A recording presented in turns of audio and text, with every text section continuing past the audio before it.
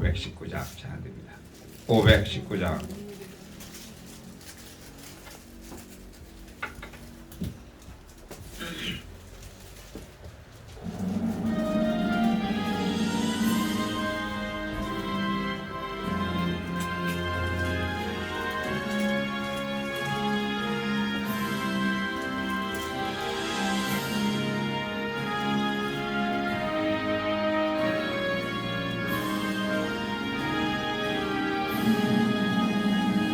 십자가를 질 수 있나 주가 오실 때 죽기까지 따르리 저들 대답하였다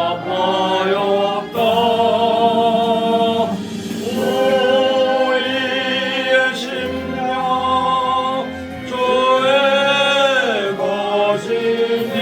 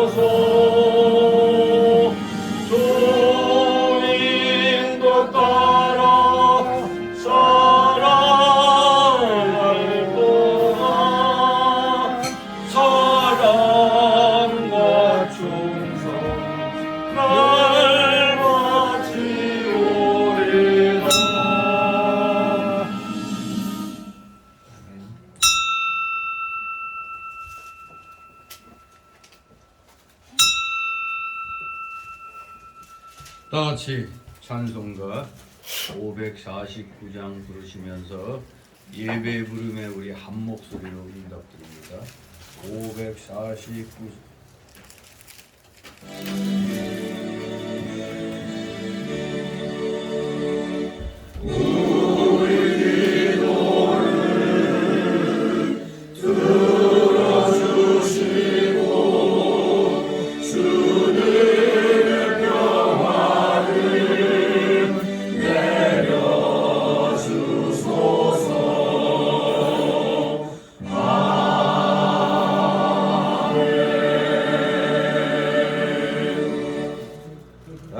다같이 묵도들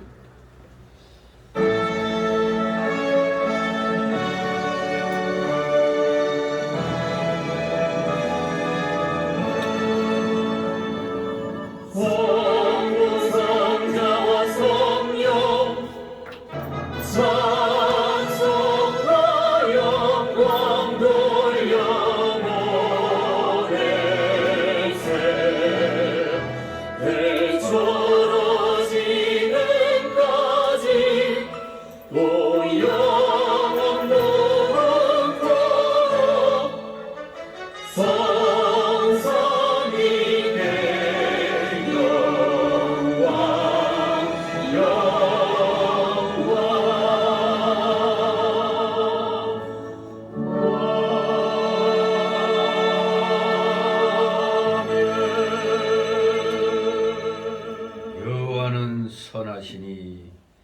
그 인자심이 영원하고 그 성실하심이 대대 미치리로다.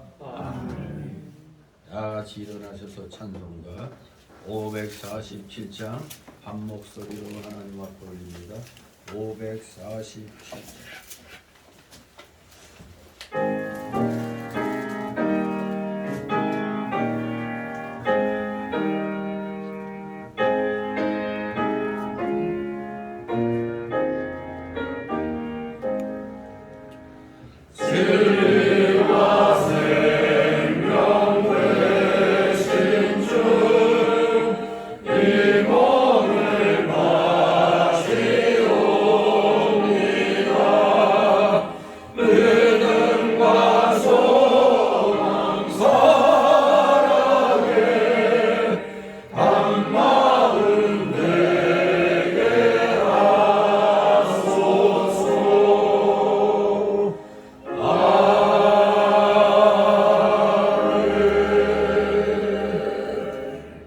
같이 교독문 37번 같이 교독하도록 합니다.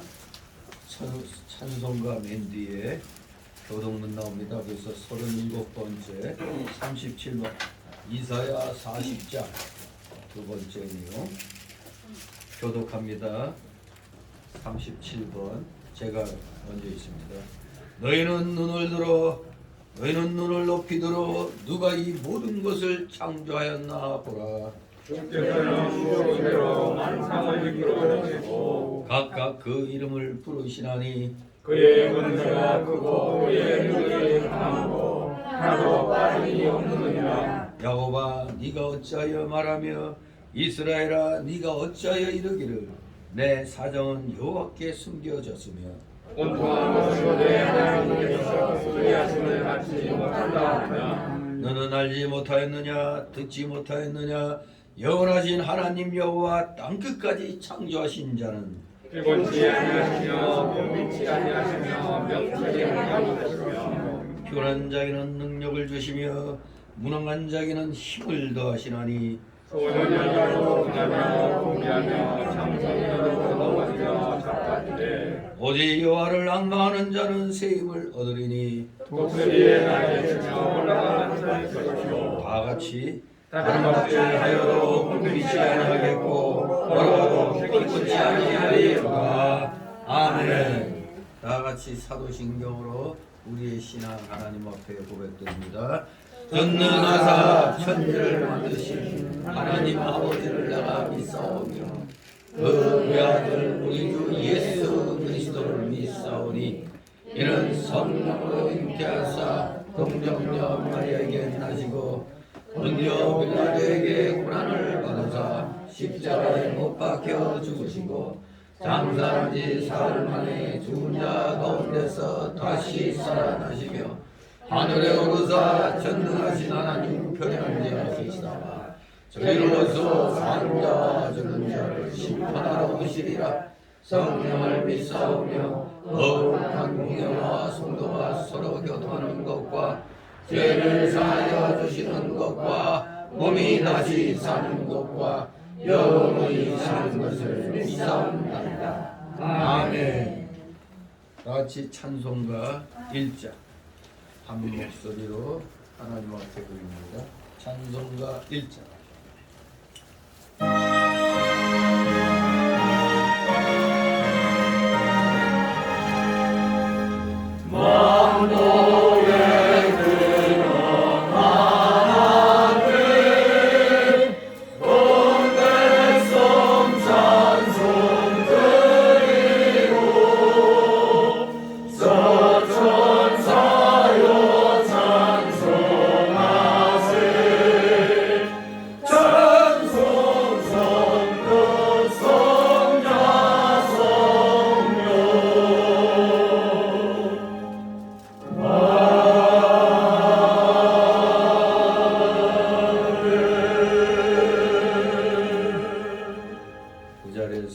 하나님 말씀 받습니다. 오늘 주일 오전에 주시는 말씀 신약 성경 요한복음 6장입니다. 신약 성경 요한복음 6장 60절에서 71절까지의 말씀 제가 봉독해 올립니다. 요한복음 6장 60절에서 71절까지의 말씀 제가 읽습니다. 제자 중 여럿이 듣고 말하되 이 말씀은 어렵도다. 누가 들을 수 있느냐 한데 예수께서 스스로 제자들이 이 말씀에 대하여 수긍거리는 줄 아시고 가라사대 이 말이 너희에게 걸림이 되느냐? 그러면 너희가 인자의 이전 있던 곳으로 올라가는 것을 볼 것 같으면 어찌하려느냐? 살리는 것은 영이니 육은 무익하니라. 내가 너희에게 이른 말이 영이요 생명이라. 그러나 너희 중에 믿지 아니하는 자들이 있느니라 하시니 이는 예수께서 믿지 아니하는 자들이 누구며 자기를 팔 자가 누군지 처음부터 아심이로라. 또 가라사대 이러함으로 전에 너희에게 말하기를 내 아버지께서 오게 하여 주지 아니하시면 누구든지 내게 올 수 없다 하였노라 하시니라. 이러므로 제자 중에 많이 물러가고 다시 그와 함께 다니지 아니하더라. 예수께서 12제자에게 이르시되 너희도 가려느냐? 시몬 베드로가 대답하되 주여 영생의 말씀이 계심에 우리가 네게로 가오리이까. 우리가 주는 하나님의 거룩하신 자신 줄 믿고 알았사옵나이다. 예수께서 대답하시되 내가 너희 12를 택하지 아니하였느냐? 그러나 너희 중에 한 사람은 마귀니라 하시니 다 같이 이 말씀은 바로 시몬의 아들 유다를 가리키십니다. 저는 12 중에 하나로 예수를 팔 자로라. 아멘. 모두 제자리에 앉아 계시기 바랍니다. 이 시간 하나님 앞에 목회기도 올립니다. 거룩하시며 전지전능하신 하나님 아버지, 참으로 이 세상 오직 말씀으로 창조하시는 그 모든 피조물들이 하나님의 기뻐하시는 방향으로 합력하여 선이 이루어지도록 모든 것이 질서정연하게 이렇게 운행토록 하시니 그 놀라우신 경륜에 오늘도 살아가시는 자녀들 원근각체에서 이렇게 나와 모여 하나님 앞에 찬송과 전기와 감사와 영광을 드리오니 주님 홀로 받으시옵소서.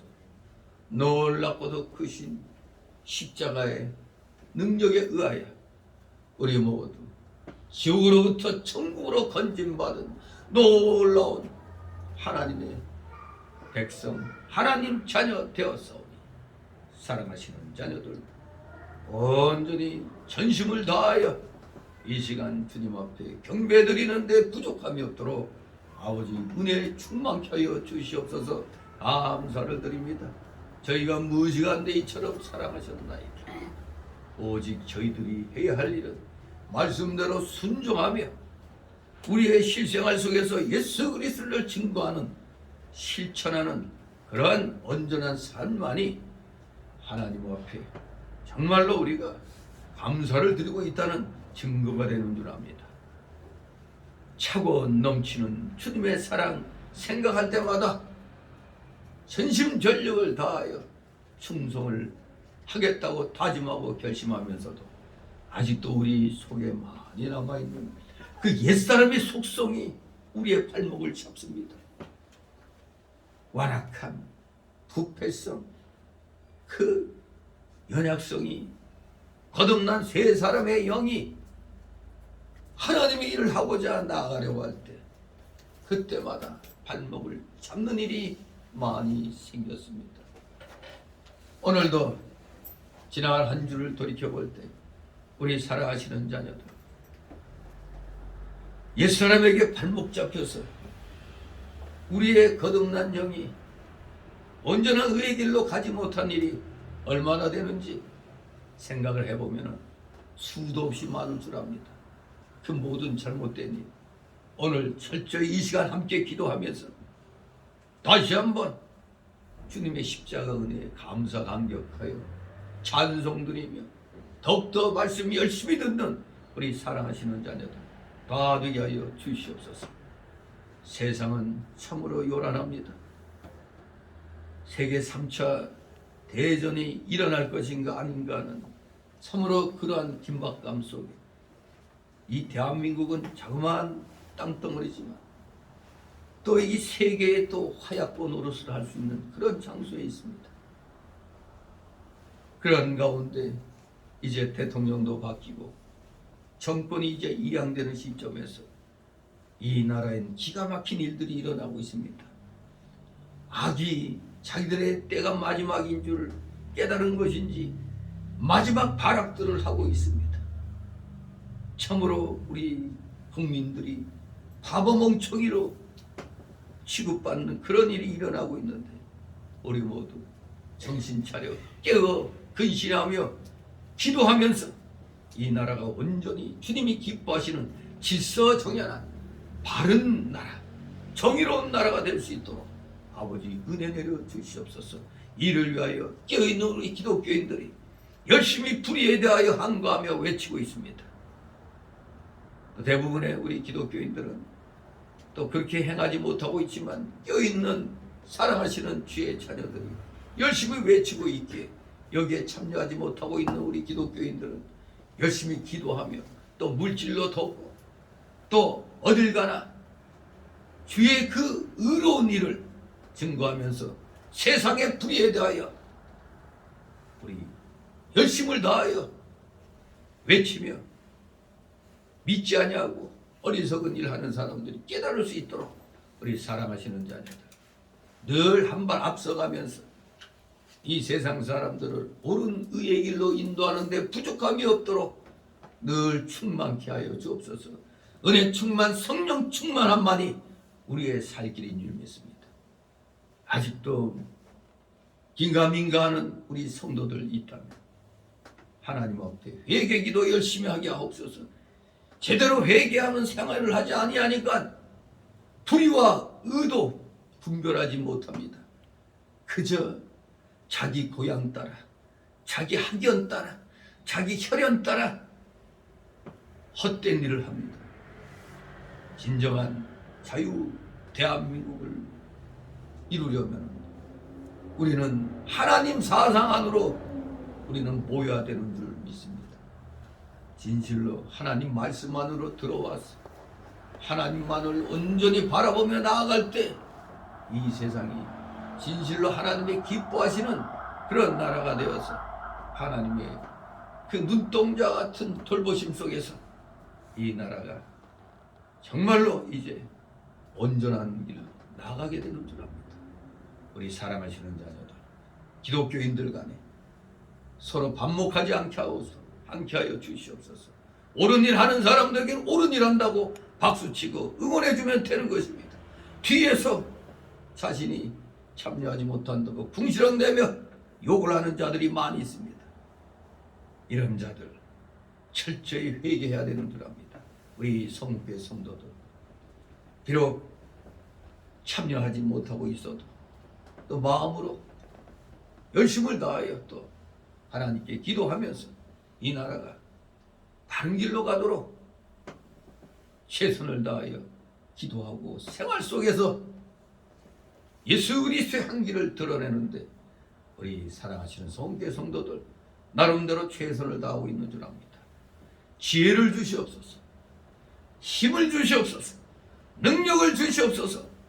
우리 기독교인들 어떤 상황에서도 불의에 굴하지 아니하고 오직 십자가의 주님만을 바라보면서 열심을 다하여 주님이 다시 오시는 날까지 성경 말씀대로 굳건히 행하면서 이 세상에 본이 되는 데 있어서 그래야 소금과 빛의 사며 잘 감당해 나가는 우리 사랑하시는 자녀들 이 나라 모든 기독교인들 다 되기를 소망합니다.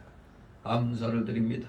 오늘도 여러 가지 힘든 상황 가운데서 그래도 하나님 나라와 의를 먼저 구하고자 하는 심령으로 피곤한 육신을 쳐서 복종시켜 이 자리에 나온 성도들 있는 줄 압니다. 우리 모든 수고하고 무거운 짐보 따위 다 주님께 내려놓고 맡기게 하옵소서. 진실로 모든 것을 맡길 줄 알아야 믿음이 더욱더 한층 성숙된 그런 것을 스스로도 느끼게 될 줄 믿습니다. 맡기는 것이 진정한 믿음의 실력으로 나간다는 걸 알고 모든 거 아낌없이 주님 앞에 내려놓고 맡기는 자들 다 되게 하여 주시옵소서. 그리하여 돌아갈 때는 참으로 복잡하고 힘든 모든 것들은 하나님이 풀어주신다는 열쇠를 가지고 나아가 실천하면서 정말로 살아 역사하시는 하나님의 능력을 우리의 생활 속에서 드러내며 기쁨으로 감사드리며 살아가는 우리 사랑하시는 자녀들 다 되게 하여 주시옵소서. 이제 부족한 자의 입술을 열어 말씀을 대언고자 하오니 부족한 자를 아버지 긍휼히 여겨 주셔서 입술과 영을 주장하여 주셔서 올바른 이 귀한 진리가 우리 성도들의 마음판에 그대로 100% 심겨지도록 은혜 내려 주시옵소서. 감사드립니다. 피곤한 중에 나와서 오니 졸음막이 물리쳐 주시고 온갖 잡념의 막이 틈 못하게 하여 주시옵소서. 마치는 시간까지 오직 주님께서만이 영광을로 받으시옵소서. 예수 그리스도 이름으로 감사드리며 기도드리옵나이다. 아멘. 다 같이 찬송가 516장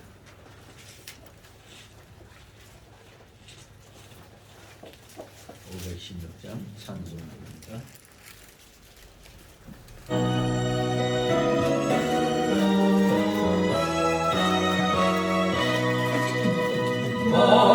만가한 사람 복이 있나니 천국이 저들의 저신이요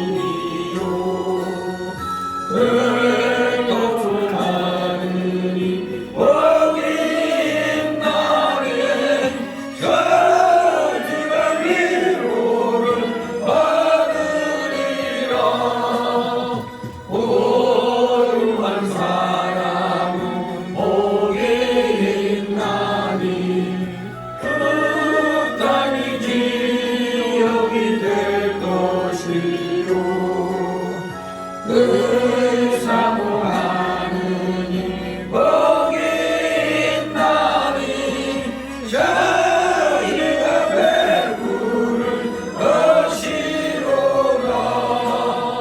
긍휼히 여기며 복이 있나니 긍휼히 여김을 받으리라.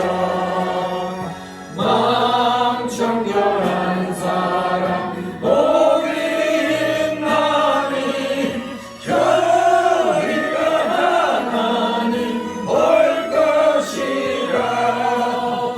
화평케 하느니 복이 있나니 저희가 하나님 아들이요 핍박을 받느니 복이 있나니 천국이 저들의 것이니라. 주의 욕보며 복이 있나니 하늘의 큰 상을 받으리라. 성부와 성자와 성령께 영광 영광이 돌리세 할렐루야.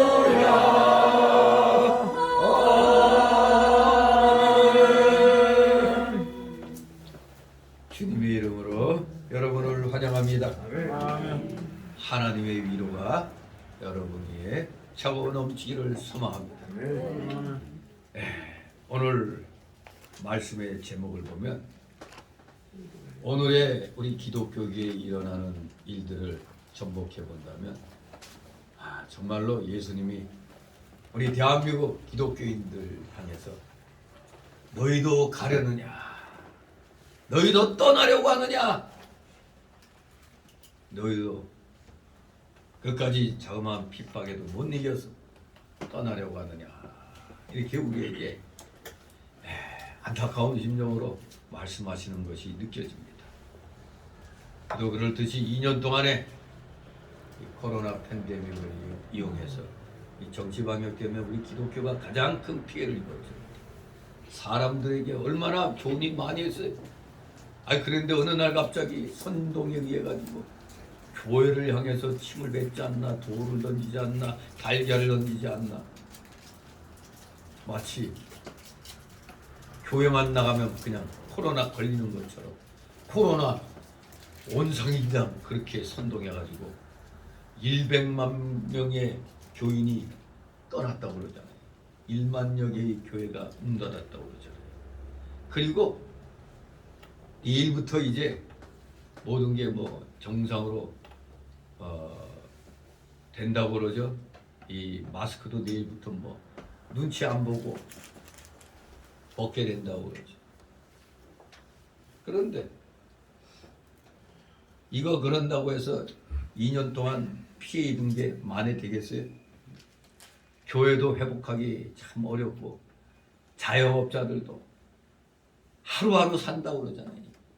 뭐가 당장 잘 되는 거 그런 거 없습니다. 그래도 자본이 튼튼한 사람이야 잘 버텨가지고 다시 시작할 수 있지만 되게 사업하는 사람들 여기저기 끌어다가 해가지고 절체 그냥 다 망해가지고 다 빚더미 있습니다. 이런 상황에서 내일부터 뭐 해제된다고 해서 정상으로 바로 돌아가기는 어렵습니다. 더구나 세상의 정세가 이 세계 정세가 아주 요상하게 흘러가고 있어요. 안보 면에서도 위태위태하고 경제 면에서는 그야말로 세계 대혼란이 올 것 같은 뭐 그런 일이 일어나고 있죠. 자, 이럴 때일수록 나 혼자 살겠다고 에라 이런 거 믿음 생활 해봐야 말짱꽝이다 이렇게 해서 떠나는 사람들 많이 생길 것입니다. 어려우면 어려울수록 우리가 주님 앞에 나와야 되는데 그런데 사실 역으로 보면은 드디어 알곡과 쭉정이가 구별되고 있구나. 복식과 가라지가 구별되고 있구나. 양과 염소가 구별되고 있구나. 우리는 그것을 이제 느끼게 되는 겁니다. 그냥 믿겠습니다 하고 믿는 자는 무슨 새끼? 염소 새끼. 믿어지게 하시니 순종하며 나오는 자는 양의 새끼죠.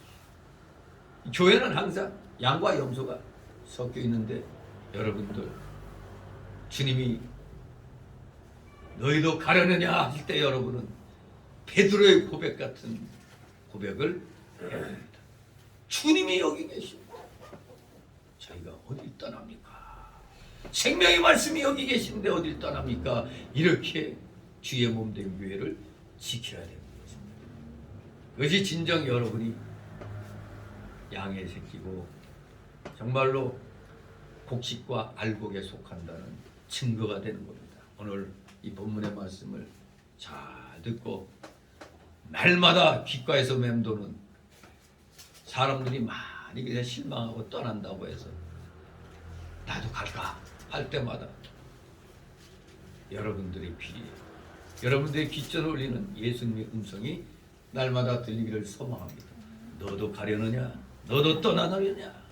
그럴 때마다 아니옵니다 하고 단호하게 저는 주님이 다시 오시는 날까지 몸된 교회를 지키겠나이다 이런 확신을 가지고 믿음 생활하는 여러분 되시기를 소망합니다. 아멘. 오늘 우리가 보는 이 6장은 주님의 절기상으로는 6월절, 그 6월절의 그 갈릴리 사역을 말씀하고 있습니다. 유대인들의 아주 강력한 배척을 받으신 예수님께서는 이제 갈릴리로 귀향하셨어요. 근데 왜 예수님이 유대인들로부터 강력한 배척을 받느냐? 아니 그 5장에 보면 나 하나님과 동등하다. 자기 하나님을 자기의 친아버지라 하여 자기를 하나님과 동등으로 사무심이라 했더니 그냥 제 대제사장들, 바리새인들, 서기관들이 예수님을 죽이려고 이제 보위를 합니다. 그런데 계속 예수님은 자신의 신성에 대하여 하나님이심을 계속해서 증거를 하고 있습니다. 그러니 유대인들은 어떻게든지 그냥 예수님을 더욱더 죽이려고 애를 씁니다. 그 5장 18절에 보면 유대인들이 이를 인하여 더욱 예수를 죽이고자 하니 그야말로 아주 그냥 아주 살얼음판을 걷는 그런 인간 예수님의 모습을 이제 보게 되는 겁니다. 아무튼 우리 예수님께서는 이러한 상황 속에서 갈릴리로 귀향하셨습니다. 그래서 그곳에서도 2절을 보니까 많은 표적을 행하셨다고 그랬어요. 큰 무리가 따르니 이는 병인들이 행하시는 표적을 조미러라. 그런데 이 6장에서는 그 유명한 표적이 구체적으로 언급되고 있죠. 요한복음 6장 하면 뭐가 딱 떠오릅니까? 오병이의 이적이 떠오르죠. 이 6장에서는 딱 두 가지의 표적만이 구체적으로 언급됩니다. 하나는 바로 그 앞에 3절 15절에 오병이어로 많은 무리를 먹이신 사건이고, 또 다른 하나는 16절에서 21절에 무리를 거르신 사건. 이것이 6장의 아주 큰 두 가지 표적이죠. 그러면 나머지 22절에서 71절까지, 오늘 우리가 60절에서 71절까지 보는데 이 내용들은 하나같이 다 앞에서 보여주신 표적, 특히 오병이어의 기적에 대한 예수 그리스도의 의미 부여입니다. 오병이어가 어떠한 의미가 있느냐, 여기에 대해서 의미를 부여하고 있는 것입니다. 사실 이 앞에 언급된 오병이어의 기적은 네 번째의 표적입니다. 이 요한복음에서 네 번째 그 표적으로 예수 그리스도의 생에 아주 큰 획을 긋는 아주 중대 사건이라 할 수 있죠. 그래서 복음서 기자들은, 이 사복음서 기자들은 이 오병이어 사건을 정점으로 해서 그리스도의 생애를 아주 크게 둘로 나누고 있습니다. 공생의 초기부터 이 오병이어의 기적까지, 요때까지는 그리스도의 인기가 상향곡선을 걷습니다. 쫙 올라갑니다. 그러다가 오병이어의 이적 이후부터는 서서히 하향세를 타는 것을 보게 됩니다. 이 오병이어 사건은 사복음서 전체에 공통적으로 언급되고 있습니다. 마태복음에는 14장 13절 23절에, 마가복음에서는 6장 30절에서 46절, 누가복음에서는 9장 10절 17절에, 요한복음에서는 바로 여기 6장 3절 15절이 바로 오병이어 사건을 다루고 있습니다. 사복음서가 공히 이 오병이어 이적을 다루는 것을 보게 됩니다. 참으로 이 오병이어의 이적에 대해서 지금 예수님께서는 그 의미를 부여하고 계시는데, 이 오병이어의 기적은 이러한 점에서 그 의를 찾을 수가 있어요. 먼저 의를 찾는다 하면 첫째는 그 의가 뭐냐? 우선 이 오병이어 기적은 예수님께서 메시아이시다, 이것을 보여준 겁니다. 오병이어 기적의 의 첫 번째가 예수님께서 메시아시다 이겁니다. 구원자라 이겁니다. 당시 유대인들은 메시아가 올 때 하나님께서 종들을 시켜서 생선과 육류를 준비해서 거한 잔치를 배설하실 것으로 기대했었습니다. 그리고 메시아가 분실된 법궤 안에 있었던 출애굽기 16장 33, 30절에서 말했던 만나, 그 만나를 충성된 자들에게 먹이실 것이라는 사상도 갖고 있었어요. 두 번째, 오병이어의 그 기적의 의는, 이 기적은 또한 예수 그리스도의 자비를 충분하게 보여주었습니다. 우리 예수님께서는 사단에게 시험을 받으실 때에는 돌둘로 떡을 만들어 먹으라는 유혹을 거절하셨지만, 굶주린 무리를 위해서는 자신의 능력을 아낌없이 사용하여 주셔서 오병이어 5개의 자그마한 떡덩어리로 그리고 2마리의 작은 생선으로 수천 명을, 성경에 나온 대로 5천 명이지만 아녀자와 아이들까지 합친다면 거의 15,000명, 2만 명가량을 먹이시는, 세상에 5덩이 떡과 2마리 생선 가지고 어떻게 그 5,000명, 15,000명, 2만 명을 먹일 수 있겠어요? 그건 하나님의 능력이 아니면 할 수가 없는 일입니다. 자신의 능력을 아낌없이 사용해 주셨습니다. 세 번째 오병이의 이적은, 이 기적은 예수님께서 생명의 양식임을 보여주는 그런 예표적인 성격도 지닌다는 것을 알 수가 있겠습니다. 자, 이제 구체적으로 이 오병이의 기적에 대한 우리 예수 그리스도의 의미 부여, 어떠한 의미를 부여하고 있는가를 우리가 60절에서 71절을 통해서 살펴보도록 합니다. 그래서 오늘 이 내용을 2단락으로 나눠서 살펴봅니다. 첫 번째 단락은 60에서 65절. 말씀이 어렵다고 불만을 표시하는 제자들에게 증거하시는 예수님. 말씀이 어렵다고 불평불만하고 있어요, 제자.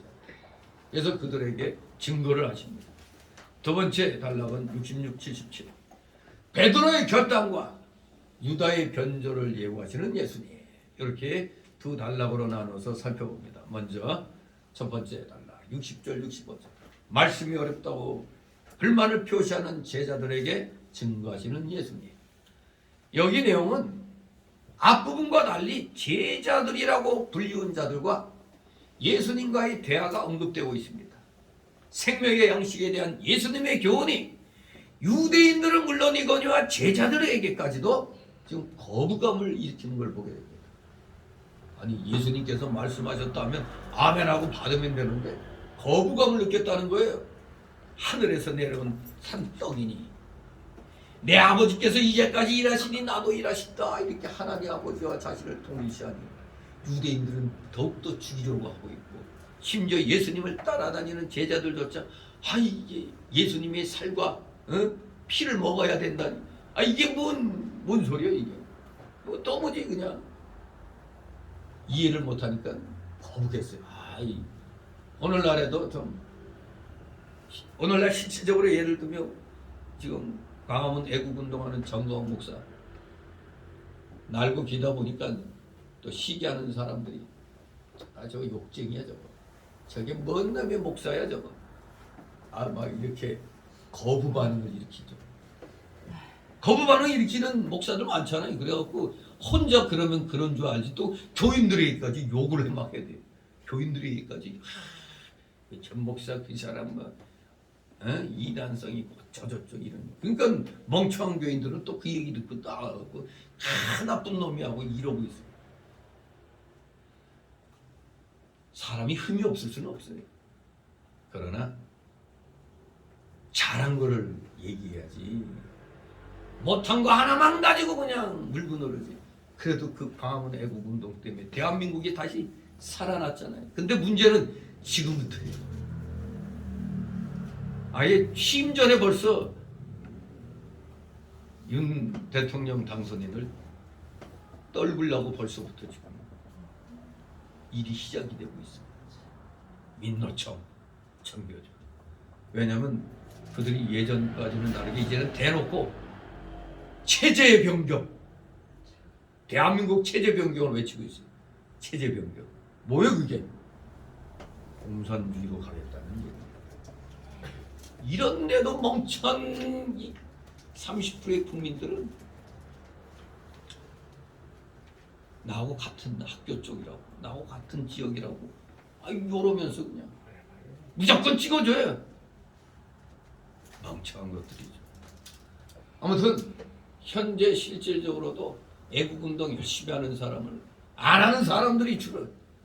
자기가 뭔가 주도권을 잡으려고 하는 이런 사람들이 자꾸 거부감을 느끼는 것처럼, 지금 예수님이 너무 기가 막히게 이적 일으키고 하니까 그 당시 종교 지도자들, 기득권자들이죠. 대제사장, 서기관, 바리새인, 사두개인들이 엄청 저것이 지가 하나님이라고. 그런데다가 또 따라다니는 제자들까지도 너무 그냥 황당한 얘기 하는 것 같잖아. 그리고 기적은 많이 봤지만서도 하나님이라고 하니까, 그리고 자기 살과 피를 먹어야 된다고 하니까 그냥 도대체 이제 헷갈리는 겁니다. 그러다 보니까 좀 지나치다 이렇게 거부감을 일으키는 겁니다. 그들은 예수님께서 말씀하시는 내용이 너무 난해하다는 불만을 60절에 표시하고 있죠. 이에 예수님께서는 지금까지 말한 모든 것이 바로 영적 교훈이었다. 이걸 육적인 교훈으로 착각하고 있는 제자들에게 이건 영적 교훈이었음을 63절에 가면 딱 주지를 시키는 걸 보게 됩니다. 다같이 60절 61절 있습니다.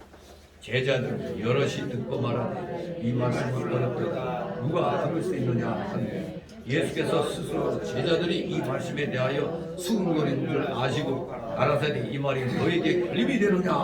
아멘. 자신이 하늘로부터 내려온 생명의 떡이며 자신의 살과 피를 먹고 마셔야 영생을 얻는다는 예수님의 말씀을 듣던 제자들 중에 여러 사람이 터무지 너무 어렵다, 말씀이 어렵다고 평가하면서 수군거렸어요.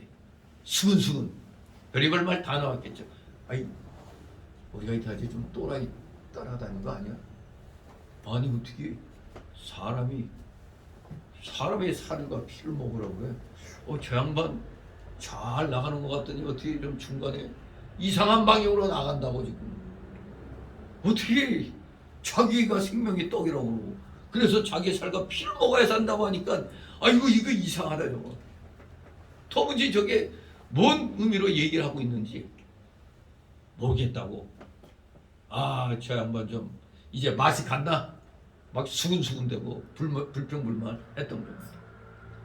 이유는 단 한 가지입니다. 그들이 예수님의 말씀을 똑바르게 이해하지 못하고 예수님의 살과 피를 그저 단순히 물질적인 의미, 진짜 예수님의 살과 피를 먹어야 된다는 그 물질적인 의미로만 이해했기 때문에 도저히 이해 불가였던 거죠. 그래서 수근수근 되는 거죠. 야, 너 무슨 뜻이지 아냐? 야, 저기 뭔 뜻이야 저거? 그러면서 수근거리는 겁니다. 그러면서 이 말씀은 어렵다고 얘기하는 겁니다. 이 말씀은 어렵더라. 근데 만약 그들이 예수님께서 이 세상을 구원하기 위해서 오셨다는 것을 깨달았다면 그 모든 말씀 어렵지 않게 이해할 수 있었을 겁니다. 예수님이 세상 구원하시기 위해서 오셔서 뭘 하셔야 되지? 내 대신 나의 죄 대신 지고 십자가를 지셔야 되잖아요.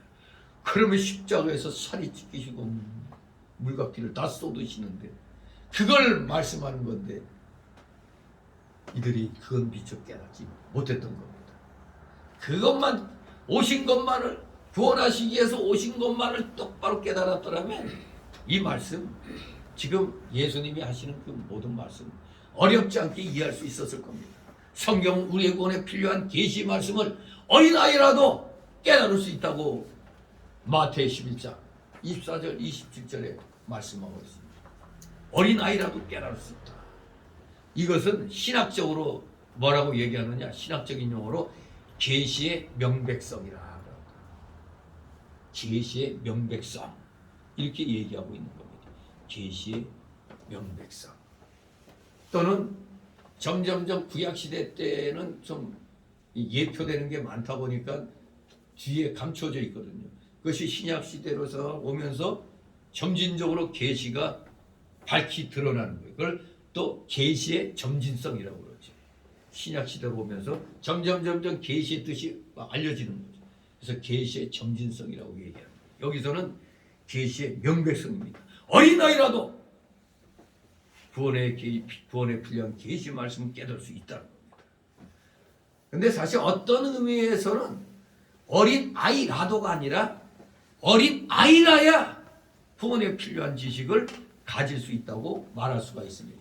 그 베드로전서 그 2장 2절에 보면은 이런 말씀이 있죠. 베드로전서 2장 2절.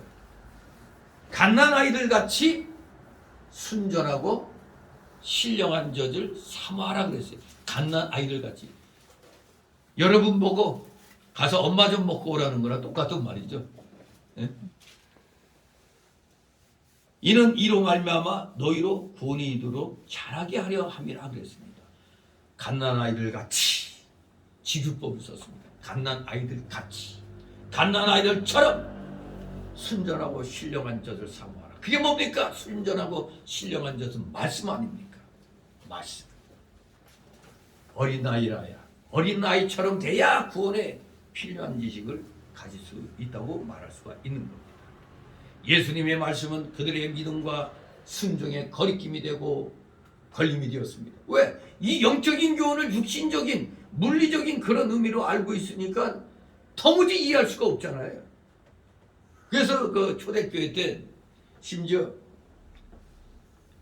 그 모두 카타콤 지하 불 파가지고 그 카타콤이라는 동굴에서 이제 기독교인들이 모여서 몰래 그 신앙생활을 할 때 항상 그 물고기표 그게 암호였죠, 암호. 그래서 우연히 이제 기독교인들이 집회하는 데를 엿봤는데 이것은 예수님의 살이요 피요 뭐 이런 소리 들었단 말입니다. 야, 이거 기독교인들이 알고 봤더니 응? 뭘 한다? 사람을 먹는구나. 사람을 먹는다고 이제 그렇게 소문이 났던 거예요.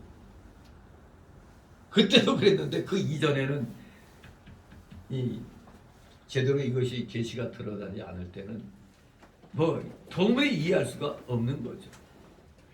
그러니 이 당시 따라다니는 이 제자들 거리낌이 되고 걸림이 되었습니다. 아, 이거 우리가 이거 잘못 믿고 있는 거 아니야? 잘못 따라다니고 있는 거 아니야? 이런 생각을 하게 되는 겁니다. 그랬더니 예수님은 누구세요? 하나님이시다. 이 말이 너에게 걸림이 되느냐? 이렇게 말씀하시죠. 근데 이 말이 너에게 걸림이 되느냐? 이 말씀 물론 영어 성경 번역한 건데 킹제임스 역본이나 NIV나 지금 미국에서 가장 많이 보는 성경이 NIV. 그리고 리빙 바이블에서는 이것을 어떻게 번역했느냐? 우리말로는 이 말이 너에게 걸림이 되느냐 했는데 그 영어 성경들 보면은 이것이 너희를 화나게 하느냐? 내가 한 이 말이 너희를 화나게 하느냐? 이렇게 번역했습니다. 근데 궁금해서 헬라어 원문을 찾아보니까 이 말이 스칸달리조라는 단어인데 스칸달리조. 즉 죄를 짓게 하다라는 의미로도 자주 사용되었음을 마테오 5장 29절 30절 그 산상수 그 팔복이라고 그러죠. 그 마태복음 5장 29절 30절에서도 그 스칸달리조라는 단어를 이렇게 사용을 했던 겁니다. 제가 읽어드릴게요. 마태오 5장 29절 30절 만일 네 오른눈이 너로 실족해 하거든 떼어내버리라. 네 백체 중 하나가 없어지고 온몸이 지옥에 던지지 않는 것이 유익하며 또한 만일 네 오른손이 너로 실족해 하거든 찍어내버리라. 네 백체 중 하나가 없어지고 온몸이 지옥에 던지지 않는 것이 유익하니라. 즉 여기서 이제 실족해 한다고 그랬어요. 실족해. 죄 짓게 하거든. 이렇게 죄를 짓게 한다는 의미로도 이 헬라어 스칸달리조라는 단어가 자주 사용이 됐음을 보게 됩니다. 근데 여기 요한복음에서는 걸림이 된다고, 걸림이 된다, 거리끼게 된다 이렇게 번역했어요. 영어 성경은 너희를 화나게 하느냐, 내가 한 이 말이 너희를 화나게 하느냐 이렇게 번역했어요. 예수님의 말씀을 바르게 이해하고 수긍하는 데서 생기는 믿음은 단합과 순종으로 나타나죠. 아, 그렇습니다. 예, 충성하겠습니다. 믿사오니 이렇게 나가는데 그 말씀에 대한 무지와 거리낌에서 나오는 불신앙은 수근수근, 불평, 불만, 불순종으로 나타나는 겁니다. 그래서 이 말이 너희를 죄짓게 하느냐? 이렇게 실족해 하느냐? 이렇게 번역을 한 것입니다. 진실로 우리는 하나님의 귀한 말씀 오직 순종함으로 우리는 받아야 됩니다. 순종함으로 받지 않으면 무슨 새끼? 네? 성경적으로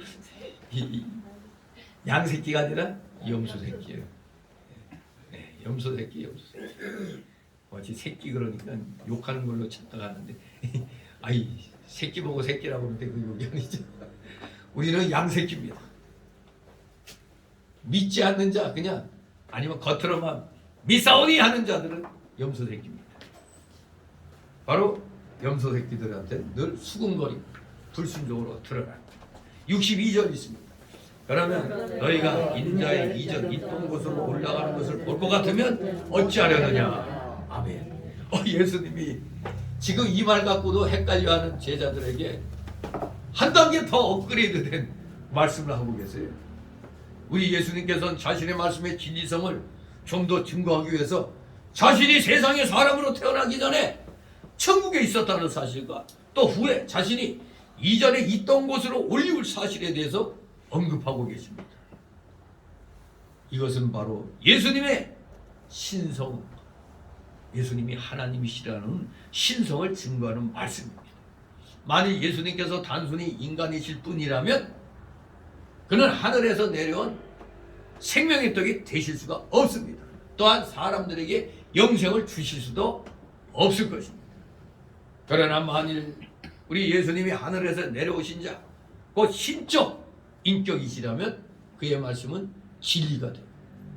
또 그가 사람들에게 영생을 주시는 것은 가능할 것입니다. 진정 하나님이시라면 영생 주시는 건 당연한 거죠. 63절 있습니다. 살리는 것은 영이니 육은 무익하니라. 내가 너희에게 이런 말이 영이요 생명이라. 아멘. 이제 또 한 걸음 더 나아가 점점 더 아리송한 이미 한번 이해를 하지 못하는 자들한테는 첩첩산중의 말이 되는 겁니다. 도대체 뭔 말인가? 이렇게 예수님은 그럼에도 불구하고 한 걸음 더 나아가 예수님께서는 이제 자신의 말이 물질적인 의미가 아니고 영적인 의미임을 이제 가르쳐 주시는 겁니다. 하나님은 영이시며 하나님의 영, 즉 신적인 영은 피조물 된 인간에게 영생을 주실 수가 있는 겁니다. 하나님이십니다. 육은 피조물입니다. 육에는 본래 생명이 없었어요. 육에는 원래 생명이 없었죠. 창세기 2장에 맨 처음에 진흙으로 빚어진 인간에게 하나님께서 뭘 불어 넣어 주셨죠? 생기를 불어 넣어 주셨잖아요. 그 생기가 들어감으로 말미암아 인간은 산자가 되었답니다. 산자가 됐어요. 비로소 아무것도 안 해. 생기가 들어가기 전까지. 바로 우리 여러분 돌아가신 분들을 보면은 시신 보면 그냥 물질이잖아. 그냥 제발 깨어나세요 아무리 해도 이미 영이 떠나면은 그냥 뭐 아무것도 아니잖아요. 그냥 물질에 불과하는 겁니다. 진실로 육은 피조물에 불과한 것입니다. 그런데 생기가 들어가서 우리는 산자가 되었잖아요. 우리는 그냥 아무것도 아무것도 없는 상태에 하나님이 영을 불어 넣어 주셨기 때문에 우리가 산자가 된 겁니다. 육은 무익한 것입니다. 단순히 인간의 살과 피는 영원한 생명을 줄 수가 없습니다. 그것은 그렇게 할 가치도 없고 능력도 없는 겁니다. 그러나 우리 예수님의 경우는 다릅니다. 예수님에게서는 신성의 영과 인간의 영이 결합되셨어요. 신학적인 용어로 뭐라고 그러죠? 삼위일체론에서 이걸 뭐라고 그래요? 일위이성 또는 일격이성이라고 그러죠. 한 인격 안에 신성, 하나님의 신성과 인간의 인성이 분리할 수 없는 신비한 결합되어 있다는 것. 일위이성 또는 이성 일격 뭐 그렇게 얘기를 하는 겁니다. 바로 우리 예수님은 신성의 영과 인간의 영이 결합이 되어 있는 겁니다. 그러므로 우리 예수님은 그저 단순히 인간의 육이 아니십니다. 인간이시면서 완전한 인간이시면서 완전한 하나님이십니다. 누가? 예수님이. 이 신성의 영이, 그러니 우리 예수님에게는 신성의 영이 신비하게 같이 결합되어 있는 겁니다. 그러니 단순한 인간의 몸 같으면은 뭐 고난 별 가치가 없어요. 그러나 함께 계시는 이 신성의 영이 그의 고난을 아주 예수님의 고난을 가치 있게 만드는 겁니다. 그러므로 예수님의 살과 피는 대속의 가치를 가지게 된 겁니다. 예수님의 죽음은 단순히 한 인간의 죽음이 아니었습니다. 그것은 바로 하나님의 아들의 죽음이었습니다. 하나님의 아들의 죽음의 가치는 말할 수 없이 크고 그 죽음으로 말미암는 구원의 능력 또한 그런 것입니다. 그의 영은 그를 믿는 자들을 다 살리실 수 있습니다. 믿는 자들, 믿어지게 하시는 성령의 역사에 의하여 믿는 자들은 다 살아나는 겁니다. 그래서 그의 영은 모든 믿는 자들에게 영생을 주실 수가 있는 겁니다. 예수님께서는 자신이 유대인들에게 말씀하신 그 말이 영이요 생명이라고 말씀하고 계십니다. 하나님의 말씀이 하나님 자신과 동일시되듯이 하나님 말씀 이꼬르 예수님 자신과 동일시되듯이 예수님의 말씀은 또 예수님 자신과 동일시되는 겁니다. 그의 말씀은 영, 곧 신적인 영이며 그 영은 사람들에게 생명을 주며 또 사람들에게 생명이 되며 실상 예수님의 영은 생명 자체입니다. 그러므로 우리가 예수님의 말씀을 바르게 이해하는 거야. 관건은 뭐냐? 예수님의 말씀을 바르게 이해하기 위해서는 필히 뭐를 우리가 분명히 알아야 됩니까? 예수님의 신성을 올바르게 이해해야 돼요. 예수님의 신성을 이해하지 못하면 예수님 말씀 이해 못하게 되는 겁니다. 만일 예수님이 단순히 사람이라면, 만일 그가 단순히 육신뿐이시라면 그의 말씀은 그야말로 이해할 수 없는 내용일 것입니다. 그러나 그가 하나님 그 신성의 영이시기 때문에 그의 말씀은 다 이해가 되는 거죠. 아, 하나님이시니까 그렇지. 사람이라면 말도 안 되는 그런 소리들이죠. 64절 있습니다. 그러나 너희 중에 믿지 아니한 자들이 있느니라 하시니 이는 예수께서 믿지 아니한 자들이 누구며 자기를 할 자가 누군지 처음부터 아심이로라. 아멘. 자, 그러나 예수님을 따르던 자들 중에 믿지 않는 자들이 있었습니다. 예수님을 따른다고 다 믿는 자는 아니죠. 예수님에게 주여 주여 이렇게 말한다고 해서 다 믿는 자는 아니죠. 우리가 형식적으로 안 믿어줘도 그렇게 얘기할 수 있죠. 우리 저 자유주의자들, 자유주의 교회 나가는 자들, 자유주의 교회가 어떤 간판 달고 있다고요? 우리 장로교에서 보면 한국 기독교 장로, 이 기장치기죠. 자유주의자들이에요. 근데 저한테 이렇게 기장치은 자유주의로 하나님 말씀을 정말로 하나님 말씀으로 믿지 않는다는 거. 예수님이 하나님의 진정한 아들이심을, 진짜 하나님이심을 안 믿어요. 그러니 그런 자들이 경영하는 교회, 또 그런 자들의 교회에 나가는 교인들, 그들 일반 우리 정통 교회들의 내용을 보면은 코웃음 칠 수도 있죠. 아유, 저거 뭐 그냥 교훈인데 저 신화나 뭐 그런 그런 건데 아유 저걸 진짜로 믿고 있네. 아이, 그렇게 나가는 거예요. 그런 목사한테 배웠으니까. 그런데 이 정신 나간 목사들이 말이에요. 강대상에 그냥 합동측 강대상에 기장측 목사가 오질 않나. 합통합측 신정통주의 자유주의 계통의 목사들하고 강단교류를 한다니 이게 말이 됩니까? 한마디로 이렇게 얘기하면 쉽게 더 빨리 이해되죠. 우리 자유 대한민국에 사는 사람들이 여기서 지금 자유민주주의 체제에 대해서 가르치는데 딱 공산주의 사상을 가르치는 자를 세워가지고 얘기해요. 맞아요, 안 맞아요, 이거?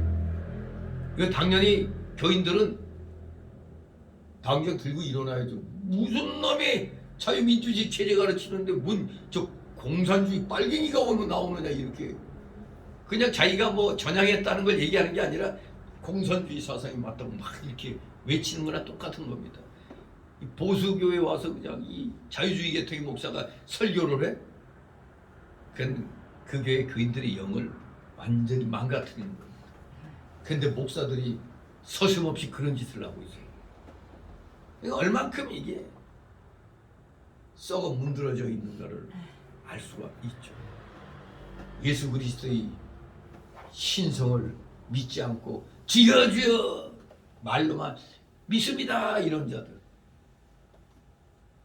그런 자들은 절대 양새끼가 아니죠.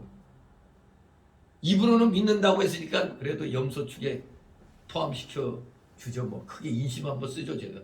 그래 믿는다고 말하니까 그래 염소 새끼다 인정은 교회당 교회 나온다 얘기해 주지만 그렇다고 그들이 진실로 믿는 자들은 아니죠. 오늘날 교회 나온다고 다 믿는 자는 아닙니다. 항상 양과 염소는 섞여 있습니다. 예수님을 따르는 것처럼 보이는 자들 중에 믿지 않는 자들이 있었습니다. 입으로만 믿는 자 아니면 아예 믿지도 않는데 그냥 따라 나오는 자들 많이 있습니다. 선물 준다니까. 전도대회 해가지고 어이 냉장고 전도대회 나온 사람들에게 이제 경품을 나눠줄 때 냉장고, TV, 가전제품 비싼 거 다 대형교회에서는 그런 거 많이 해요. 옛날에 저희가 신학교에 있었던 그 잠실동 교회도 전도대회 하고 나면 이제 나온 사람들 전도대회 나온 사람들에게 경품을 주는데 그건 TV, 냉장고 뭐 그냥 가전제품 들고 하니까 야 뭐 믿든지 안 믿든지 일단 나가면은 운 좋으면 그거 타는 거고 뭐 이런 식으로 해서 또 일단 사람들은 바글바글 되겠죠. 예. 아예 그냥 염소 새끼도 있겠고 아예 그냥 짐승 새끼들 많이 있는 겁니다. 아무튼 예수님께서는 그들이 누군지 다 아시고 계십니다. 교회 다 나와도 목사나 일반 성도들 그 사람 진짜 믿는 자인지 믿어지는 자인지 안 믿는 자인지 확실하게는 모르죠. 입으로 다 믿습니다. 이제 믿겠습니다 하면 그런 줄 알아야지. 그러나 우리 하나님은 다 알고 계시죠. 왜? 만세전에 택자가 있고 불택자가 있잖아요. 아무튼 예수님께서는 누구인지 다 아셨다는 이 사실 하나만으로도 예수님이 누구라는 걸 알 수가 있어요. 바로 처음부터 아심이로라 이거는 하나님 아니면 이런 말 못하죠. 처음부터 다 그들을 아신다고 그랬어요. 정말로 우리 예수님은 실상 태초부터 그들을 다 아시고 계십니다. 이 자체가 벌써 예수님은 어떤 분이시다? 신격 인격자, 즉 하나님이심을 증거하는 겁니다. 정말의 일을 태초부터 말하실 수 있는 자는 하나님뿐이심을 이사야 46장 10절이 말씀합니다. 우리 한번 이사야 46장 10절 확인해 봅니다. 700여 년 전의 선지자, 예수님이 이 땅에 오시기 전 700여 년 전의 선지자 이사야가 46장 10절에 이렇게 말씀하고 있습니다. 찾으셨습니까? 이사야 46장 10절 같이 읽습니다. 시작. 내가 종말을 처음부터 구하며 아직 이루지 아니한 일을 옛적부터 보이고 이루기를 나의 모략이 설 것이니 내가 나의 모든 기뻐하는 것을 이루리라 하셨노라. 아멘. 하나님이 아니시고는 이런 말을 못하죠. 종말을 처음부터 구하며 또 아직 이루지 아니한 일을 옛적부터 보였다. 지금 우리 예수님이 지금 믿지 아니한 자들이 누구며 자기를 팔자가 누군지 처음부터 아십니다. 이 말씀. 예수님은 신적 인격자, 즉 하나님이심을 증거하고 있는 겁니다. 그러나 지금 참으로 예수님을 믿지 않는 자는 결코 예수님을 배신하고 팔 것이며 그를 대적하는 무리가 될 것입니다. 65절 있습니다. 또 가라사대 이러함으로 전에 너에게 말하기를 내 아버지께서 오게 하여 주지 아니하시면 누구든지 내게 올 수 없다 하였노라 하시니라. 아멘. 내 아버지께서 오게 하여 주지 아니하시면 누구든지 내게 올 수 없다. 이 칼빈주의 5대 교리 가운데 말을 한다면 뭐라고 할 수 있어요? 무조건적 선택이죠. 하나님께서 무조건적으로 택해 주신 자만이 주님께 가는 겁니다. 불택된 자들은 안 가죠. 안 나옵니다. 그리고 데살로니가후서 3장 2절에 이런 말씀이 있죠. 믿음은 모든 사람의 것이다 아니다. 모든 사람의 것이 아니다 그랬습니다. 하나님께서 허락하셔야 사람이 예수님께 나올 수가 있고 예수님을 믿을 수가 있는 겁니다. 하나님이 보내주셔야만이 믿을 수 있는 겁니다. 성령이 믿어지게 하셔야만이 한다는 말이 하나님이 믿게 해주셔야만이 예수님을 구주로 믿는다는 얘기입니다. 이것이 바로 선택, 하나님의 만세전의 선택입니다. 만세전에 선택된 자들만이 교회 나와 믿음 생활할 수가 있습니다. 코로나 팬데믹으로 인해서 모든 마음들이 싱숭생숭했을 거예요. 아니 뭐 교회 중직자로 한 사람까지도 보면은 겁이 나가지고 교회 안 나오고 이거 대형 교회 쎄고 셌어요. 그나마 그래도 이제 다시 나오는 사람들은 그래도 염소 새끼는 아닌 것 같구나. 그래도 뒤늦게라도 이제 회개하고 나오면 양 새끼가 틀림없는 거죠.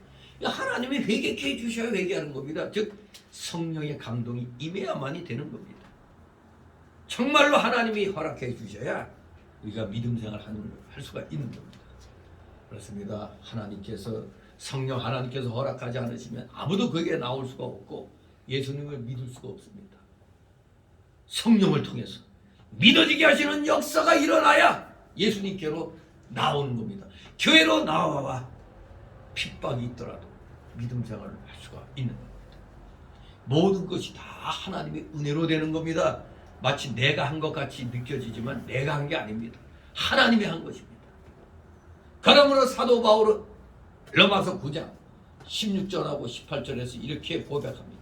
그런즉 원하는 자로 말미암음도 아니요 다른 박질하는 자로 말미암음도 아니요 오직 긍휼히 여기시는 하나님으로 말미암으니라 이렇게 말씀했고 또 그런즉 하나님께서 하고자 하시는 자를 긍휼히 여기시고 하고자 하시는 자를 강팍케 하시느니라 그랬습니다. 하나님께서 긍휼로 택하신 자들만 하나님께서 부르시고 믿게 하시고 구원하시는 겁니다. 그렇기 때문에 택함 받은 자들은 절대로 물론 인간의 그 연약함 옛사람의 속성 때문에 잠시 불신앙에 떨어진 것처럼 보일 수는 있어요. 그러나 칼빈주 5대 교리 마지막 교리가 뭐였죠? 성도의 견인. 하나님께서 끝까지 견디도록 힘을 주시기 때문에 견디고 다시 나오게 돼 있습니다. 하나님이 끌어주시는 거예요. 절대 낭망하지 않도록 끌어주시는 겁니다. 성도의 견인들이. 한 번 택자는 그래서 영원 택자라는 겁니다. 세상에서는 해병대원들이 자부심 있게 외치는 게 뭐죠?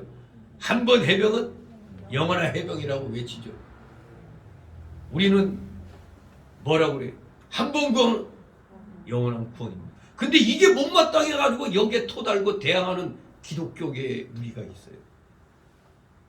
이게 바로 약간 교리적으로 우리 장로교 교리는 못마땅하게 생각하죠.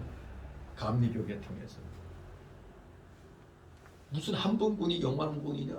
믿음 생활하다가 떨어질 수도 있는데 뭐 이런 식으로 얘기를 하죠.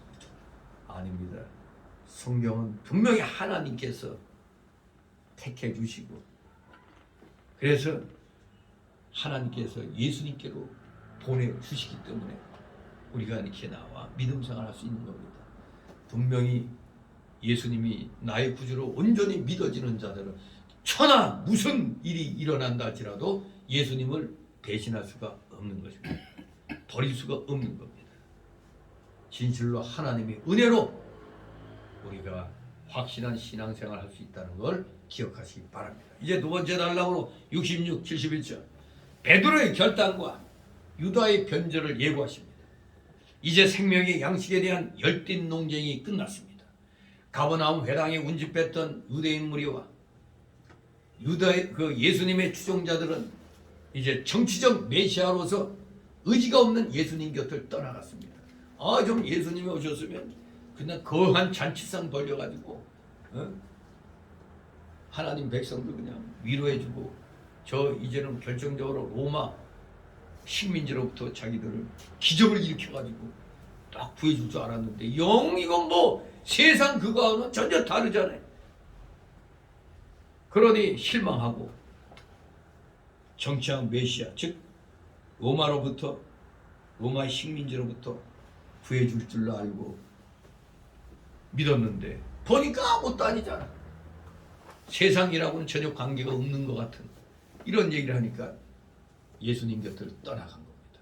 하지만 그럼에도 불구하고 해당 안에는 소수의 사람들이 남아 있었던 겁니다.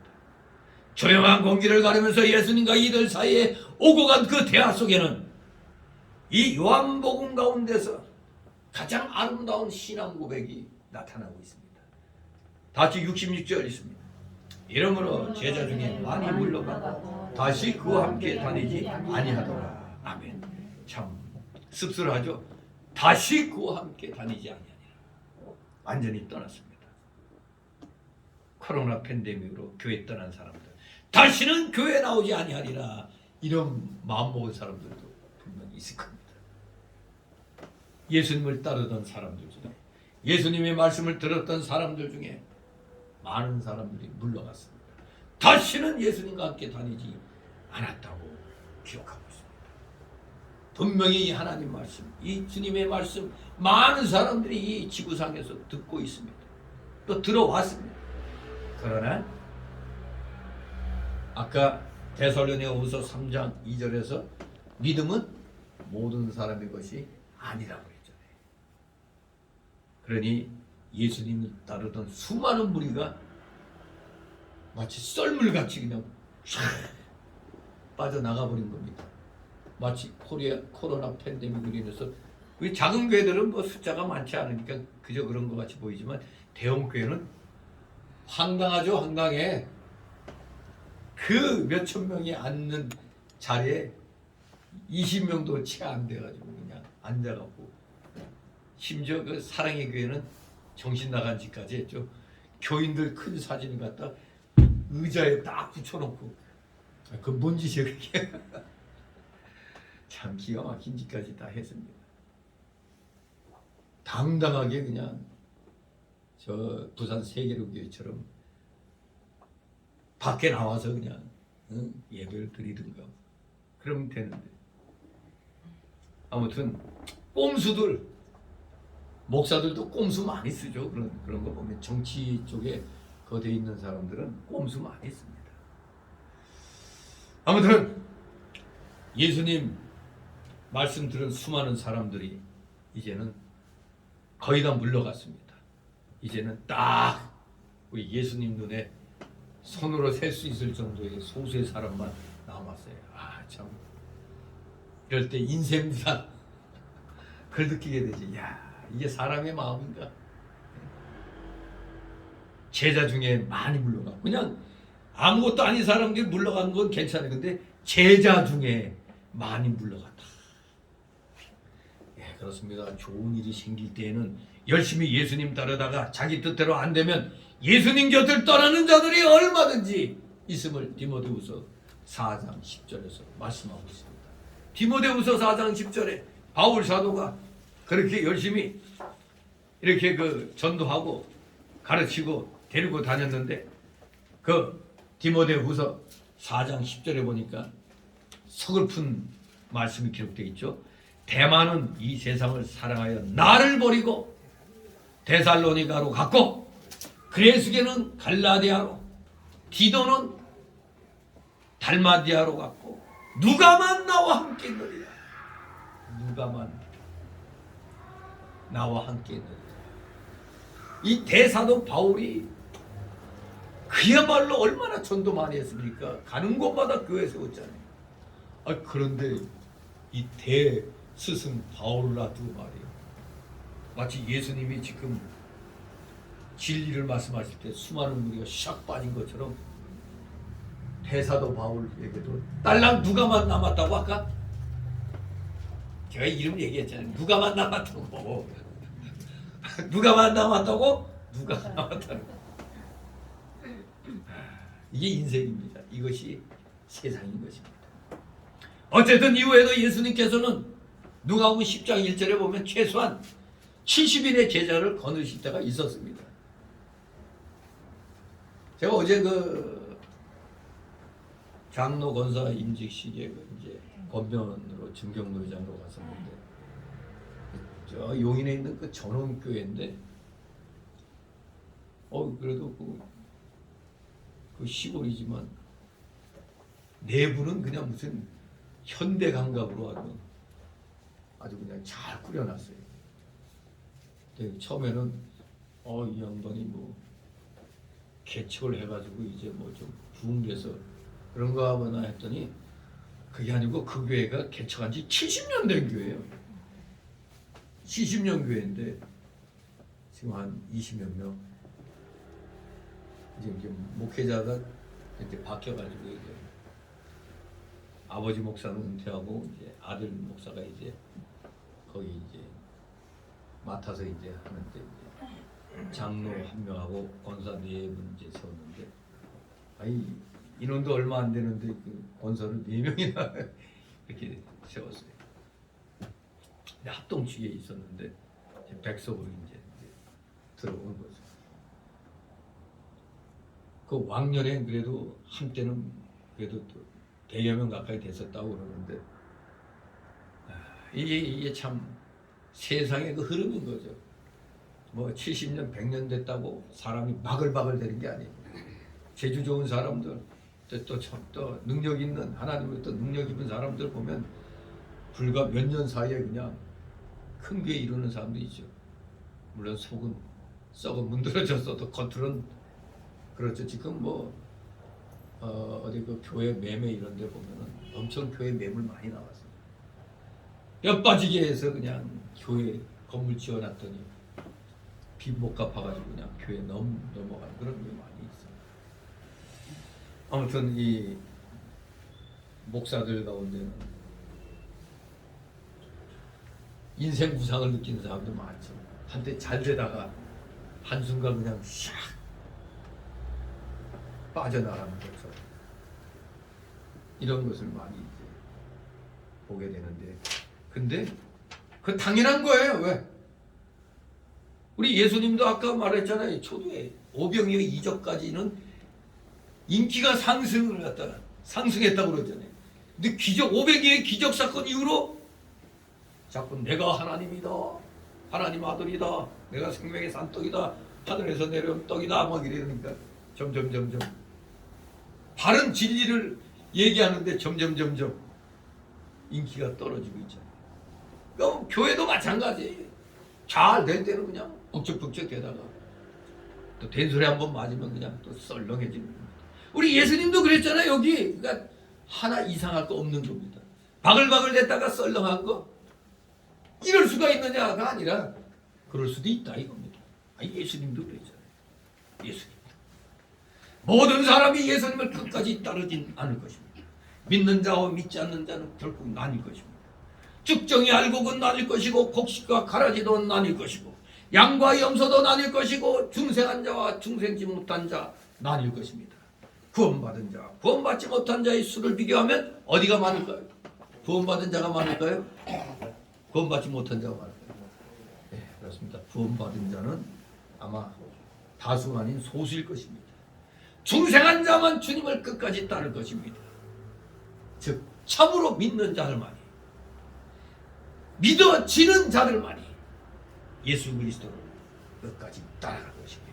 67, 69절 있습니다.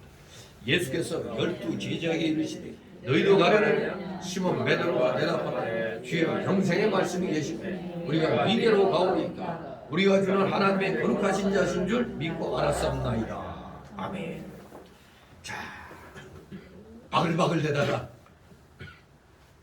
좀 이해하기 어려운 말씀했다고 많이 물러가고 썰물처럼 샥 바글바글 대던 데가 샥 물러가고 한산하게 몇 명이 남아 있었어요. 그때 정막을 깨는 예수님의 말씀. 모두 떠나가는 사람들, 남아있는 사람들, 이렇게 하는데 떠나가는 사람들 보고 있을 거 아니에요. 저 사람도 꿀꿀대더니 결국 가네. 저 사람도 눈치가 둘레둘레 보더니 가네. 떠나가는 사람들 이제 보고 있는 거예요. 그러면서 실망. 이거 뭐야? 이거밖에 안 남았네. 그런 상황에서 예수님이 딱 하니 한 말씀하십니다. 너희도 가려느냐? 그야말로 심금을 울리는 말씀입니다. 인간적으로 말하면 서글프죠. 어떻게 보면은 자식들 지금까지 내가 잘 먹고 잘 살게 그래도 여러 가지 병도 고쳐주고 그랬는데 이 자식들 너무하네. 인간적인 심령은 이럴 수도 있죠. 이 예수님의 이 말씀, 너희도 가려느냐는 질문에 대해 예수님을 기쁘게 하는 귀한 대답이 나옵니다. 시몬 베드로가 아주 잘 대답했습니다. 이 예수님의 너희도 가려느냐는 이 질문은 아니요라는 답변을 기대하는 의문형으로 되어 있어요. 바로 그 아닙니다. 이걸 기대하시는 하나님의 예수님의 그 뜻이 담겨 있는 거였죠. 소수의 제자들에게 확고한 충성과 사랑을 다짐받기 위한 이 말씀은 수십 세기를 거쳐서 그리스도의 참 제자들 속에 고동쳐 왔습니다.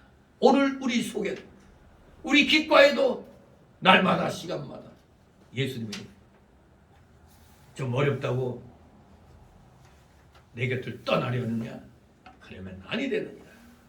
이런 말씀이 우리에게 항상 영음으로 들려오고 있는 겁니다. 전통사본대로 이 원문을 직역해보면은 이 너희도 가려느냐? 시몬 베드로가 대답하되 주여 영생의 말씀이 계심에 우리가 네게로 가오리까? 우리가 주는 하나님의 거룩하신 자신 줄 믿고 알았사옵나이다. 요거 전통 본문에는 우리가 네게로 가오리까? 영생의 말씀이 주께 있나이다. 영생의 말씀이 주께 있나이다. 이렇게 전통 본문에는 나와 있습니다. 우리는 주님께서 그리스도시요 살아계신 하나님의 아들이신 줄 믿고 알았사옵나이다. 우리는 주께서 그리스도시요. 여기 이 요한복음 본문하고 이 전통 본문은 좀 이렇게 다르죠. 전통 본문에 좀 자세히 많이 나와 있습니다. 우리는 주께서 그리스도시요 살아계신 하나님의 아들이신 줄 믿고 알았사옵나이다. 이 내용이 전통 본문 여러 곳에 나와 있어요. 전통적인 다수 사본들뿐만 아니라 고대어, 수리아어, 페시타어 그리고 2세기의 다 테사론이나 3세기의 키프리안의 인용문들 여기 본문에 다 지금 우리가 네게로 가오리까 영생의 말씀이 주께 있나이다. 우리는 주께서 그리스도시여 살아계신 하나님의 아들이신 줄 믿고 알았사옵나이다. 이렇게 좀 더 자세하게 이렇게 나와 있습니다. 예수님을 하나님의 아들 그리스도로 믿는 것이 예수님께 대한 믿음의 가장 핵심적 지식이요 핵심적 내용입니다. 예수님은 누구? 하나님의 아들. 이것이 핵심입니다. 우리가 예수님을 따라야 할 이유들 중에 핵심적인 이유는 주님께 뭐가 있어? 영생이 있기 때문입니다. 영생이 있기 때문에 우리가 예수님을 따라야 하는 겁니다. 예수 그리스도께 그리고 예수 그리스도께만 영생이 있다는 사실. 우리가 주는 하나님의 거룩하신 줄 믿고 알았사옵나이다.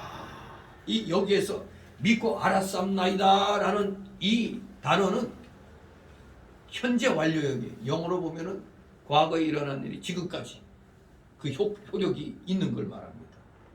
그러니까 이 현재 완료형으로 믿고 안 행위의 결과, 그 결과가 현재까지 계속되고 있다는 게 현재 완료형입니다. 현재로 끝났다는 게 아니라 현재도 계속 믿고 알고 있다는 것을 뜻하는 단어가 현재 완료형 단어입니다. 우리가 주는 하나님의 거룩하신 줄 믿고 알았사옵나이다. 지금도 과거에 그 믿고 안 것이 지금도 여전히 그렇게 계속 믿고 알고 있다. 이걸 말하는 걸 보여줍니다. 그러니까 제자들은 예수님께서 하나님의 거룩하신 자이심을 이미 믿었고 알았을 뿐만 아니라 지금도 마찬가지입니다. 그렇게 대답한 겁니다. 하나님의 아들 예수 그리스도를 아는 것이 바로 영생의 길이요 생명입니다. 영생. 요한복음 14장 6절 뭐죠? 요한복음 14장 6절 내가 곧 길이요 진리요 생명이니 아버지께로 갈 자는 없다고 그랬죠. 나로 말미암지 않고는 아버지께로 올 자가 없느니라고 그랬어요. 내가 곧 길이요 진리요 생명이라고 그랬죠. 이 영어 성경에는 아주 정확하게 더라는 정관사가 붙었어요. The way, the life, the truth. 바로 우리말로 그대로 번역하면 내가 곧 그 길이고 그 생명이고 그 진리다 이겁니다. 하나밖에 없다는 유일한 걸 가리키는 거죠. 다른 길은 없습니다.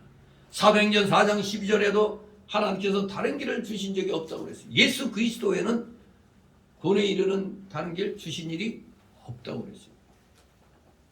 유일한 생명의 길, 영생의 길은 예수 그리스도 한 분입니다. 70절 71절 있습니다. 예수께서 대답하시되 내가 너희 12를 택하지 아니하였느냐 그러나 너희 중에 한 사람은 마귀니라 하시니 이 말씀은 바로 시몬의 아들 유다를 가리키십니다. 저는 12 중에 하나로 예수를 팔 자라. 아멘. 우리 예수님께서는 자신이 친히 택하여 세우신 12 제자들 중에 한 사람을 마귀라고 불렀습니다. 마귀, 헬라어로 디아볼로스, 아주 친숙한 단어죠. 우리 젊은 애들 저기 오락실에 가면은 막 벽에 뭐 디아볼로스 뭐 이런 거. 이 헬라어야 헬라어. 디아볼로스가 회방자, 배신자란 뜻입니다. 그 회방 디아볼로스가 과연 가룟 유다. 이 전통사본에는 정확하게 시몬의 아들 가룟인 유다, 시몬의 아들 가룟 사람 유다 이렇게 되어 있어요. 이 가룟 유다는 진정 예수님을 배신했습니다. 우리는 어떻게 그런 일이 가능할까 하고 의아하고 당황스러워하죠. 어떻게 주님이 택하신 자인데 주님이 그것도 몰랐나? 배신할 거란 걸 이미 다 알고 계시죠. 우리 주님은 그런 일이 있을 것이고 일어날 거라는 걸 미리 처음부터 알고 택한 것입니다. 가룟인 유다는 주 예수 그리스도의 모든 말씀을 들어왔습니다. 그리고 모든 기적들 직접 자기 눈으로 보아왔잖아요. 그럼에도 불구하고 주님을 배반했다는 이 사실. 믿음은 누가 믿으라고 해서 하는 게 아니구나. 이 믿어지는 역사가 있어야 되는 겁니다. 가룟인 유다가 예수님의 신성의 증거들을 확인할 기회가 없어서가 아니었습니다. 그는 모든 기회를 가졌음에도 불구하고 예수님을 정말로 믿지 않았습니다. 똑바로 믿지 않았고 결국 배반했습니다. 여기에 사람의 심각한 영적 어둠이 잘 드러나 있고 정말로 다시 한번 하나님의 은혜, 하나님께서 은혜를 주시지 아니하면은 아무도 구원할 수 없다는, 구원 얻을 수 없다는 진리가 생생하게 나타나 있는 겁니다. 하나님의 은혜가 임하지 않고는 내가 아무리 믿사오니 뭐 아무리 그렇게 입을 열고 떠들어봐야 하나님의 은혜가 없으면은 절대 구원 얻을 수 없는 겁니다. 그리고 인간적으로 말해서 가려진 유다의 물질에 대한 욕심은 그 영적 어둠의 한 원인이었던 겁니다. 가려진 유다가 예수님 12제자 중에 어디 가면서 이 예물들, 헌금을 갖다 관리하는 자였단 말이에요. 그러면서 헌금을 갖다 계수하면서 거기서 인마의 포켓으로 조금씩 요새 애들 쓰는 말로 띵땅 쳤단 말이에요. 띵땅 쳤어요. 띵땅. 그래갖고 띵땅 친 증거, 지가 예수님 쫓아다니면서 생산적인 일도 안 했는데 어디 가갖고 땅을 사? 예? 결국 자기가 산 비공개 시장. 그러니까 몰래 그 돈을 띵땅 쳤으니까 공개 시장에서는 못 사죠. 저놈이 돈이 어디서 났을까? 그럴 거니까 몰래 비공개 시장에 가서 땅을 사놨단 말이에요. 결국 거기에 가서 목매달아 자살한 거죠. 또 자기가 그래도 조금 더 양심이 있어갖고 대제사장들이 준 돈을 갖다 그냥 던지고 나왔는데 대제사장들이 그 돈을 또 가지고 공개시장에서 또 땅을 샀는데 피밭이라고 그랬죠. 근데 그거하고 가룟 유다가 뒷구멍에서 몰래 산 거하고는 다른 겁니다. 이렇게. 예. 어떻게 이것도 피밭 저것도 피밭? 헷갈리지 마시기 바랍니다. 가룟 유다는 띵탄 신전으로 비공개 시장 가서 산 땅에서 가서 목매달아 자살했는데 하필이면 좀 좋은 밧줄로 묶지 말이야. 어떻게 밧줄이 그냥 끊어져 갖고 그것도 하필이면 뾰족한 바위에 떨어져 갖고 배창자가 터지는 그러한 비참한 죽음의 모습을 보였죠. 아무튼 가룟 유다가 불쌍하죠. 예수님 따라다니면서 그냥 그때그때 들어오는 돈 삥탕 치느라고 그 자체가 벌써 영적 어두움을 보여주고 있었던 겁니다. 그렇습니다. 오늘 이 말씀들을 종합해서 결론을 내려보면 오늘 이 본문은 믿는 자와 믿지 않는 자의 차이를 우리에게 분명하게 보여주고 있습니다. 믿는 자와 믿지 않는 자. 믿는 자는 어떤 자입니까? 믿는 자는 62절 말씀대로 예수님께서 하늘에서 내려오셨다는 사실, 즉 그의 신성을 믿는 자가 믿는 자입니다. 자신이 하늘로부터 내려온 생명의 떡이라는 예수님의 말씀은 그의 승천으로 장차 앞으로 확증될 것입니다. 그의 영과 그의 신성의 영이 사람들에게 생명을 주실 수가 있습니다. 우리 인간의 육은 무익한 것입니다. 신적 구지신 예수님께서 영생의 말씀이 있고 그에게만 영생이 있다는 사실. 그래서 63절 68절에서 예수님만이 유일한 영생의 길이심을 증명하고 있는 겁니다.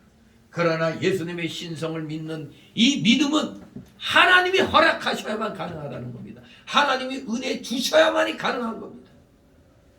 참 믿음은 65절이 말씀한 대로 하나님의 긍휼의 선택으로만 가능한 것입니다. 하나님이 은혜 주셔야만이, 하나님이 긍휼을 베풀어 주셔야만이 참된 믿음을 우리가 가질 수가 있는 겁니다. 하나님께서 은혜를 주시지 아니하시면 어느 누구도 예수님께로 나올 수가 없고 믿을 수가 없는 겁니다. 그래서 성령의 감동이 중요한 겁니다. 성령의 감동이 임함으로 말미암아 확신이 생기는 겁니다.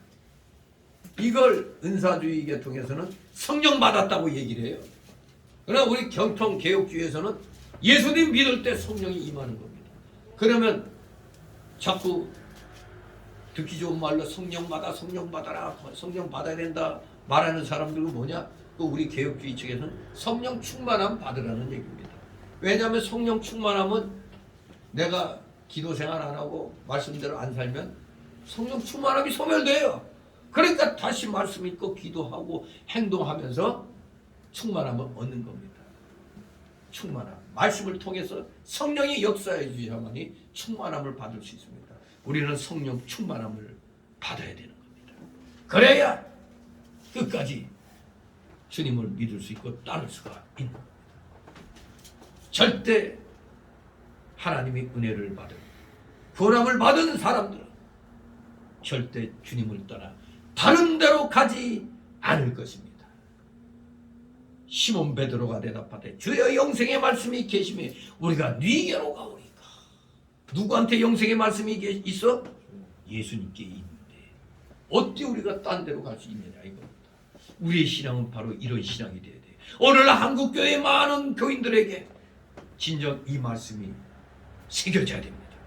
주님께 영생의 말씀이 계신데 어디로 가? 그까지 코로나가 뭐가 무서워? 죽으면 죽으리라. 그렇게 나아가는 겁니다. 진실로 우리 모두 주님만을 바라보고 나가야 됩니다.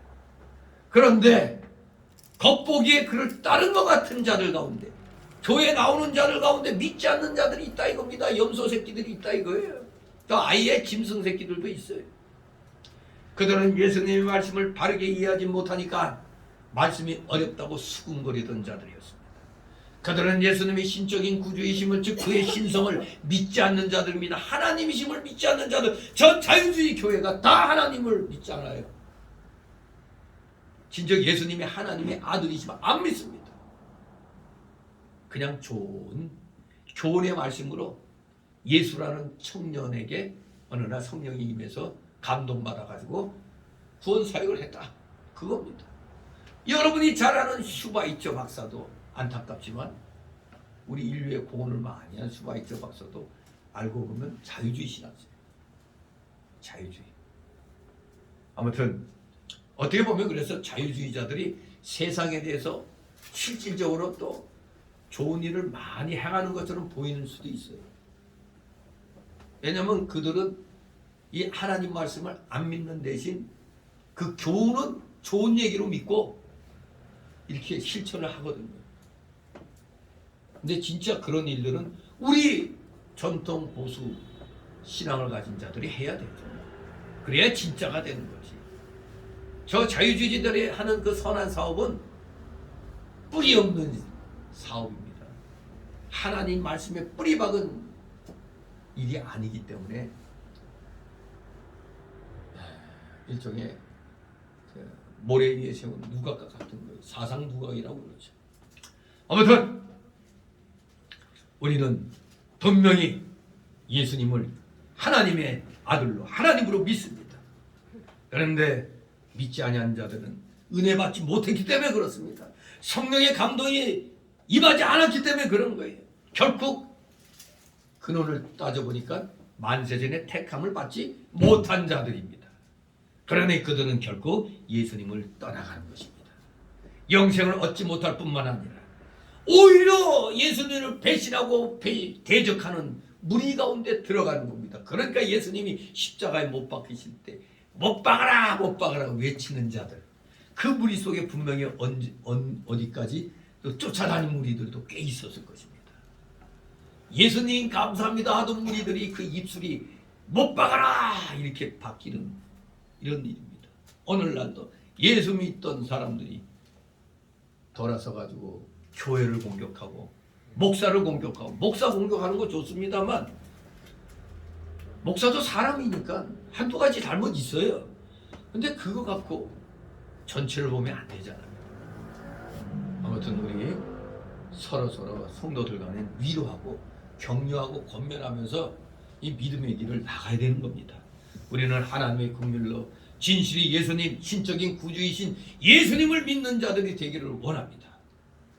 우리는 성경에 기록된 그의 모든 말씀들을 다 하나 빠짐없이 믿는 자들이 되시기를 원합니다. 우리는 영생의 말씀이 주님께만 있는 줄 알고 어디든지 주님만 따르며 세상 끝날까지 우리의 목숨이 다하는 그 순간까지 주님만을 따르는, 예수님만을 따르는 여러분 되시기를 주님의 이름으로 축원합니다. 아멘. 기도.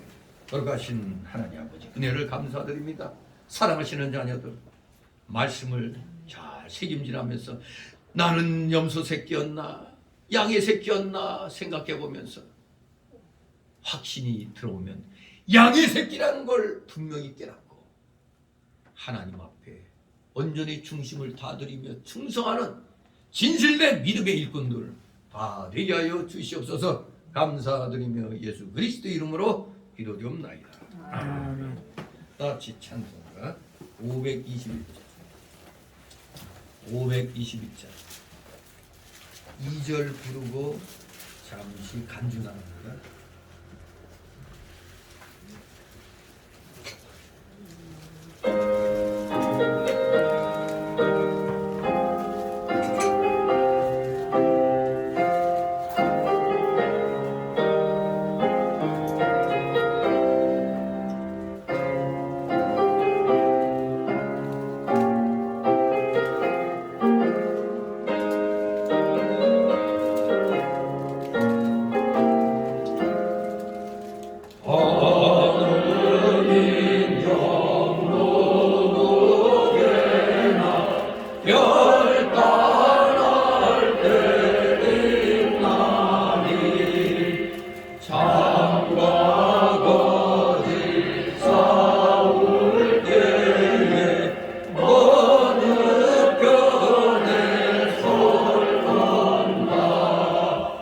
주가 주신 새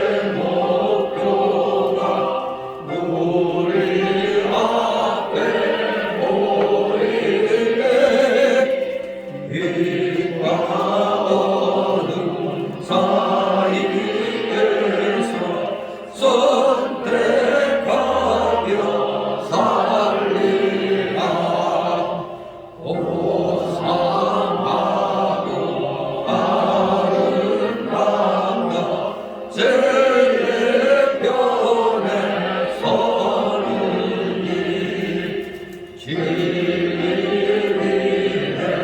억압하고 명예에 이르러도 이것 반자 물러서나 용감한 자 굳세게 나지만 자 돌아오는 그날까지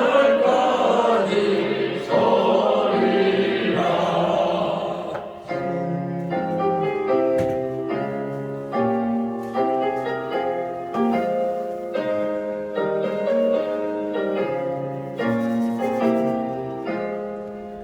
순교자의 빛을 따라 저의 길을 쫓아서 십자가를 등에 지고 왕만 향해 가리라. 새의 물을 우리에게 주나니 길 따라 사는 나는 전진하리 언제나 아니 비록 성하여도 죄에 더욱 강하다. 진리 따라 살아갈 때 어려움도 당하리. 우리 가는 그 앞길에 어두운 장막 덮쳐도 하나님이 함께 계셔 항상 지켜주시리.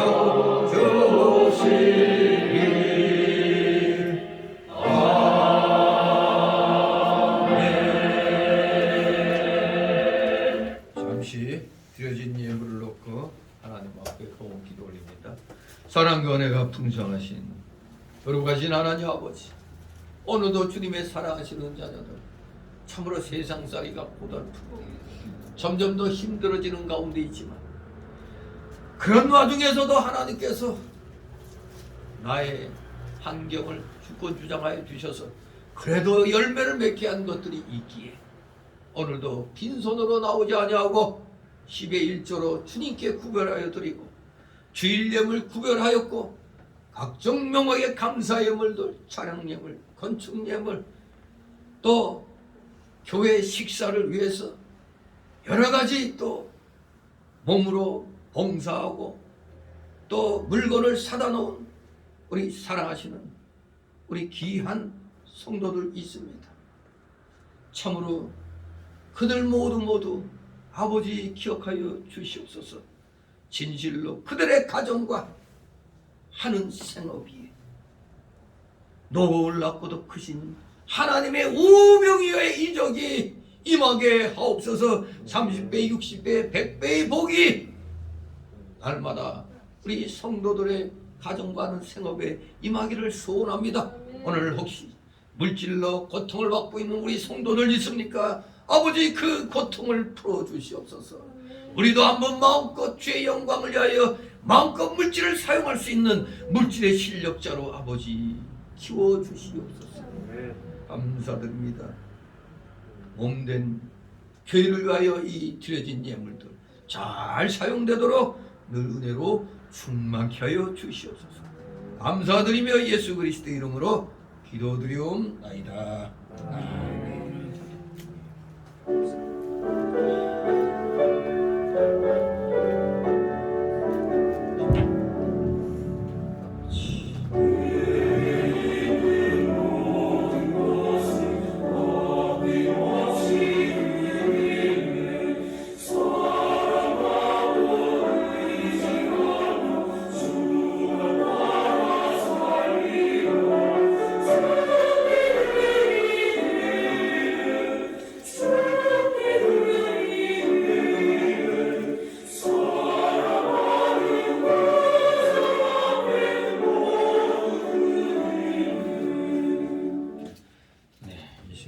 배신자 소개 시간인데 등록된 카드 없습니다. 우리 서로 가볍게들 인사들 나누시기 바랍니다. 반갑습니다. 이제부터 내일부터 이제 정부 방침인 방역이 이제 해제가 됩니다. 눈치 안 보고 마스크 벗어도 돼요. 근데 실내에서만큼은 이제 여러분들이 스스로 알아서 아직까지는 조심을 해야 될 겁니다. 실외에서도 사람이 없는데 길거리 갈 때는 쓸 필요 없어요. 근데 지하철이나 버스 타고 갈 때는 쓰는 게 그래도 아직까지는 조심하는 게 좋을 것 같습니다. 그렇게 여러분들 지혜롭게 행동하시기 바랍니다. 광고 말씀 보면은 우리 앞으로 이제 이 코로나 팬데믹도 풀렸기 때문에 토요일 오후 2시에 행하던 전도 행사 잘 계획을 짜셔가지고 어떻게 하는 게 실속 있게 할 것인가 이걸 갖다 준비해 주시기 바랍니다. 자꾸 움직여야 돼요. 행동하지 않으면 믿음이 자라지 않습니다. 그리고 참여를 못하는 분들은 우리 전도 행사 하시는 분들 위해서 여기 이게 전도 부인회가 중심이 돼서 한다고 그랬죠. 앞으로 금요 기도회 때도 그렇고 전도 부인회를 위해서 기도하는 걸 빼지 마시기 바랍니다. 전도 부인회 잘 했잖아요. 우리 그동안에. 근데 코로나 때문에 2년 동안 쉬었죠. 아무튼 전도 부인회를 새로 만들어진 부서가 됐죠. 회 여성교부 안에 전도 부인회가 있는 거죠. 남성교부가 이제 지원을 해주시고 우리 또 여러 성도들이 이분들을 위해서 뭐 점심 식사라도 대접하면 더 좋고 저기 좀 아늑한 카페 가서 차 한잔 마시라고 하는 것도 좋고 아무튼 우리 마음들을 쓰시기 바랍니다. 그리고 예배 회복을 위한 자유시민연대와 또 열심히 아까 지금도 어제부터 계속 또 이 검수완박 검찰 수사권 완전 박탈한다는 이 시대의 이 사기극들 이 말도 안 되는 이런 짓을 하고 있는 저들과 싸우는 광화문 애국운동 목사들 애국 교인들 이를 위해서 기도 많이 해주시기 바랍니다.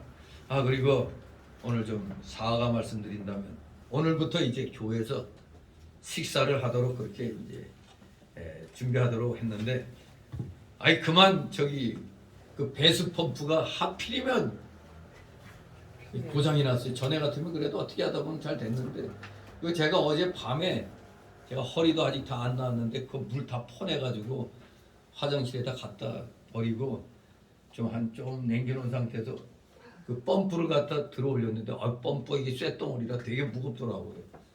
이건 일단은 드러내가지고 그 옆에 이렇게 이제 올려놨거든요. 왜냐하면 그 펌프 배수 펌프 오수용이 돼야 되죠. 수중에서 쓸 수 있는 오수용 그 펌프라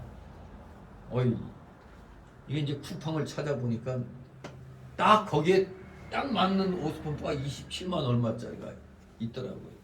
근데 또 제가 누굽니까? 그냥 생으로 사면은 돈이 아깝잖아. 그래서 이걸 고치는 방법이 없는가 해서 이제 또 연구를 해봤죠. 근데 방법이 하나 있어. 이 뚜껑을 열고 안에 그 콘덴서인가 뭔가 그걸 갈면은 그게 이제 문제가 많아서 이제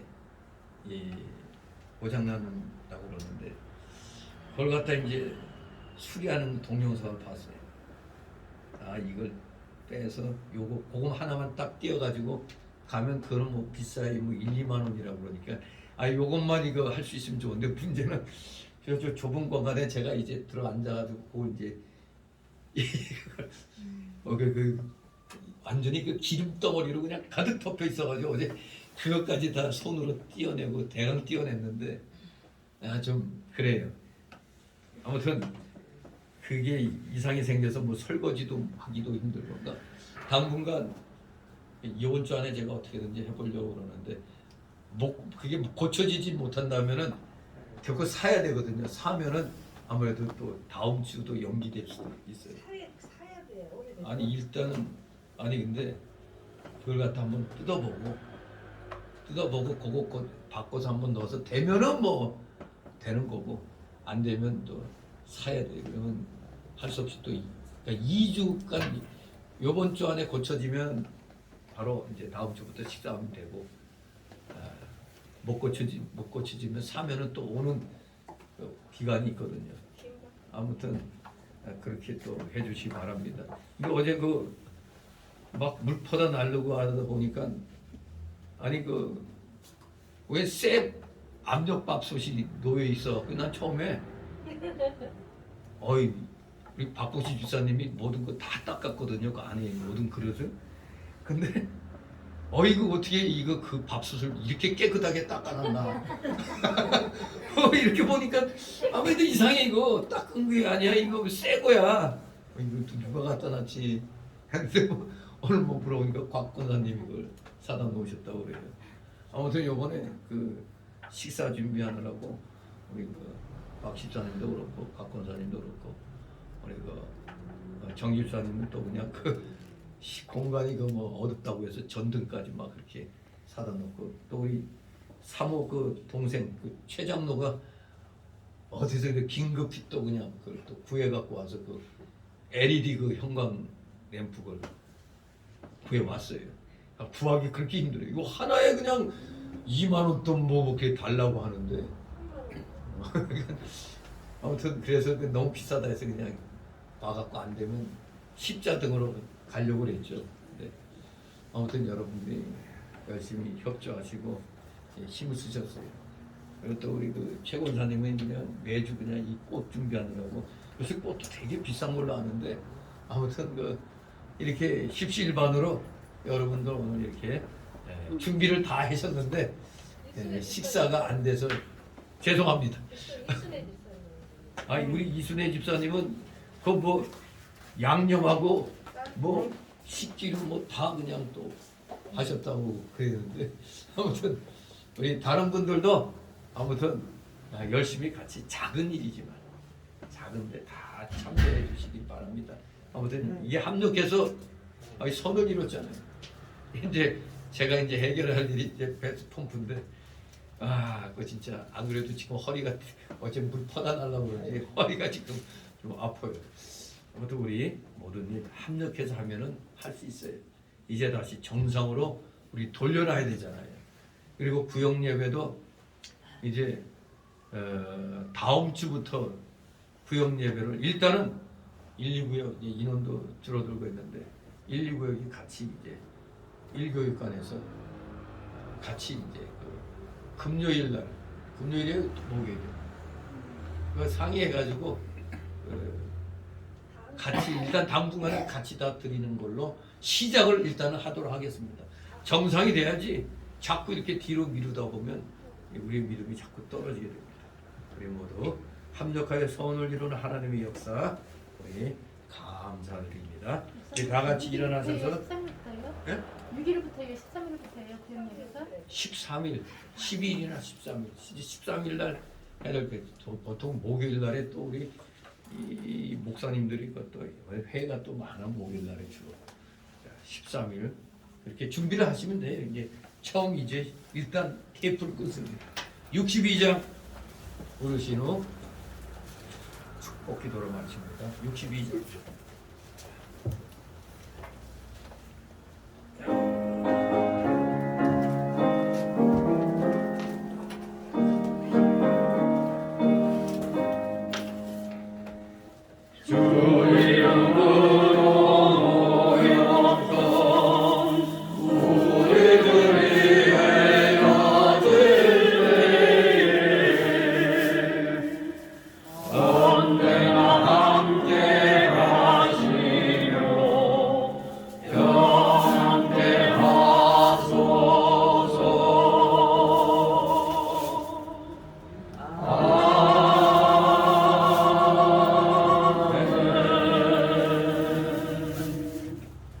영원한 지옥 사망 형벌로부터 영생복락의 무궁천국으로 우리를 구원하여 주신 우리 구주 예수 그리스도의 크신 은혜와 하나님 아버지의 극진하신 사랑하심과 성령님의 감동감화 교통 충만 내주 역사하심이 여긴 머리 숙인 모든 무리들 머리 위에와 각 가정 위에 하는 생업 위에 하는 학업 위에 이 나라 이 민족 위에 이 나라 모든 교회들 위에 이제부터 영원토록 함께 있을지어다. 아멘.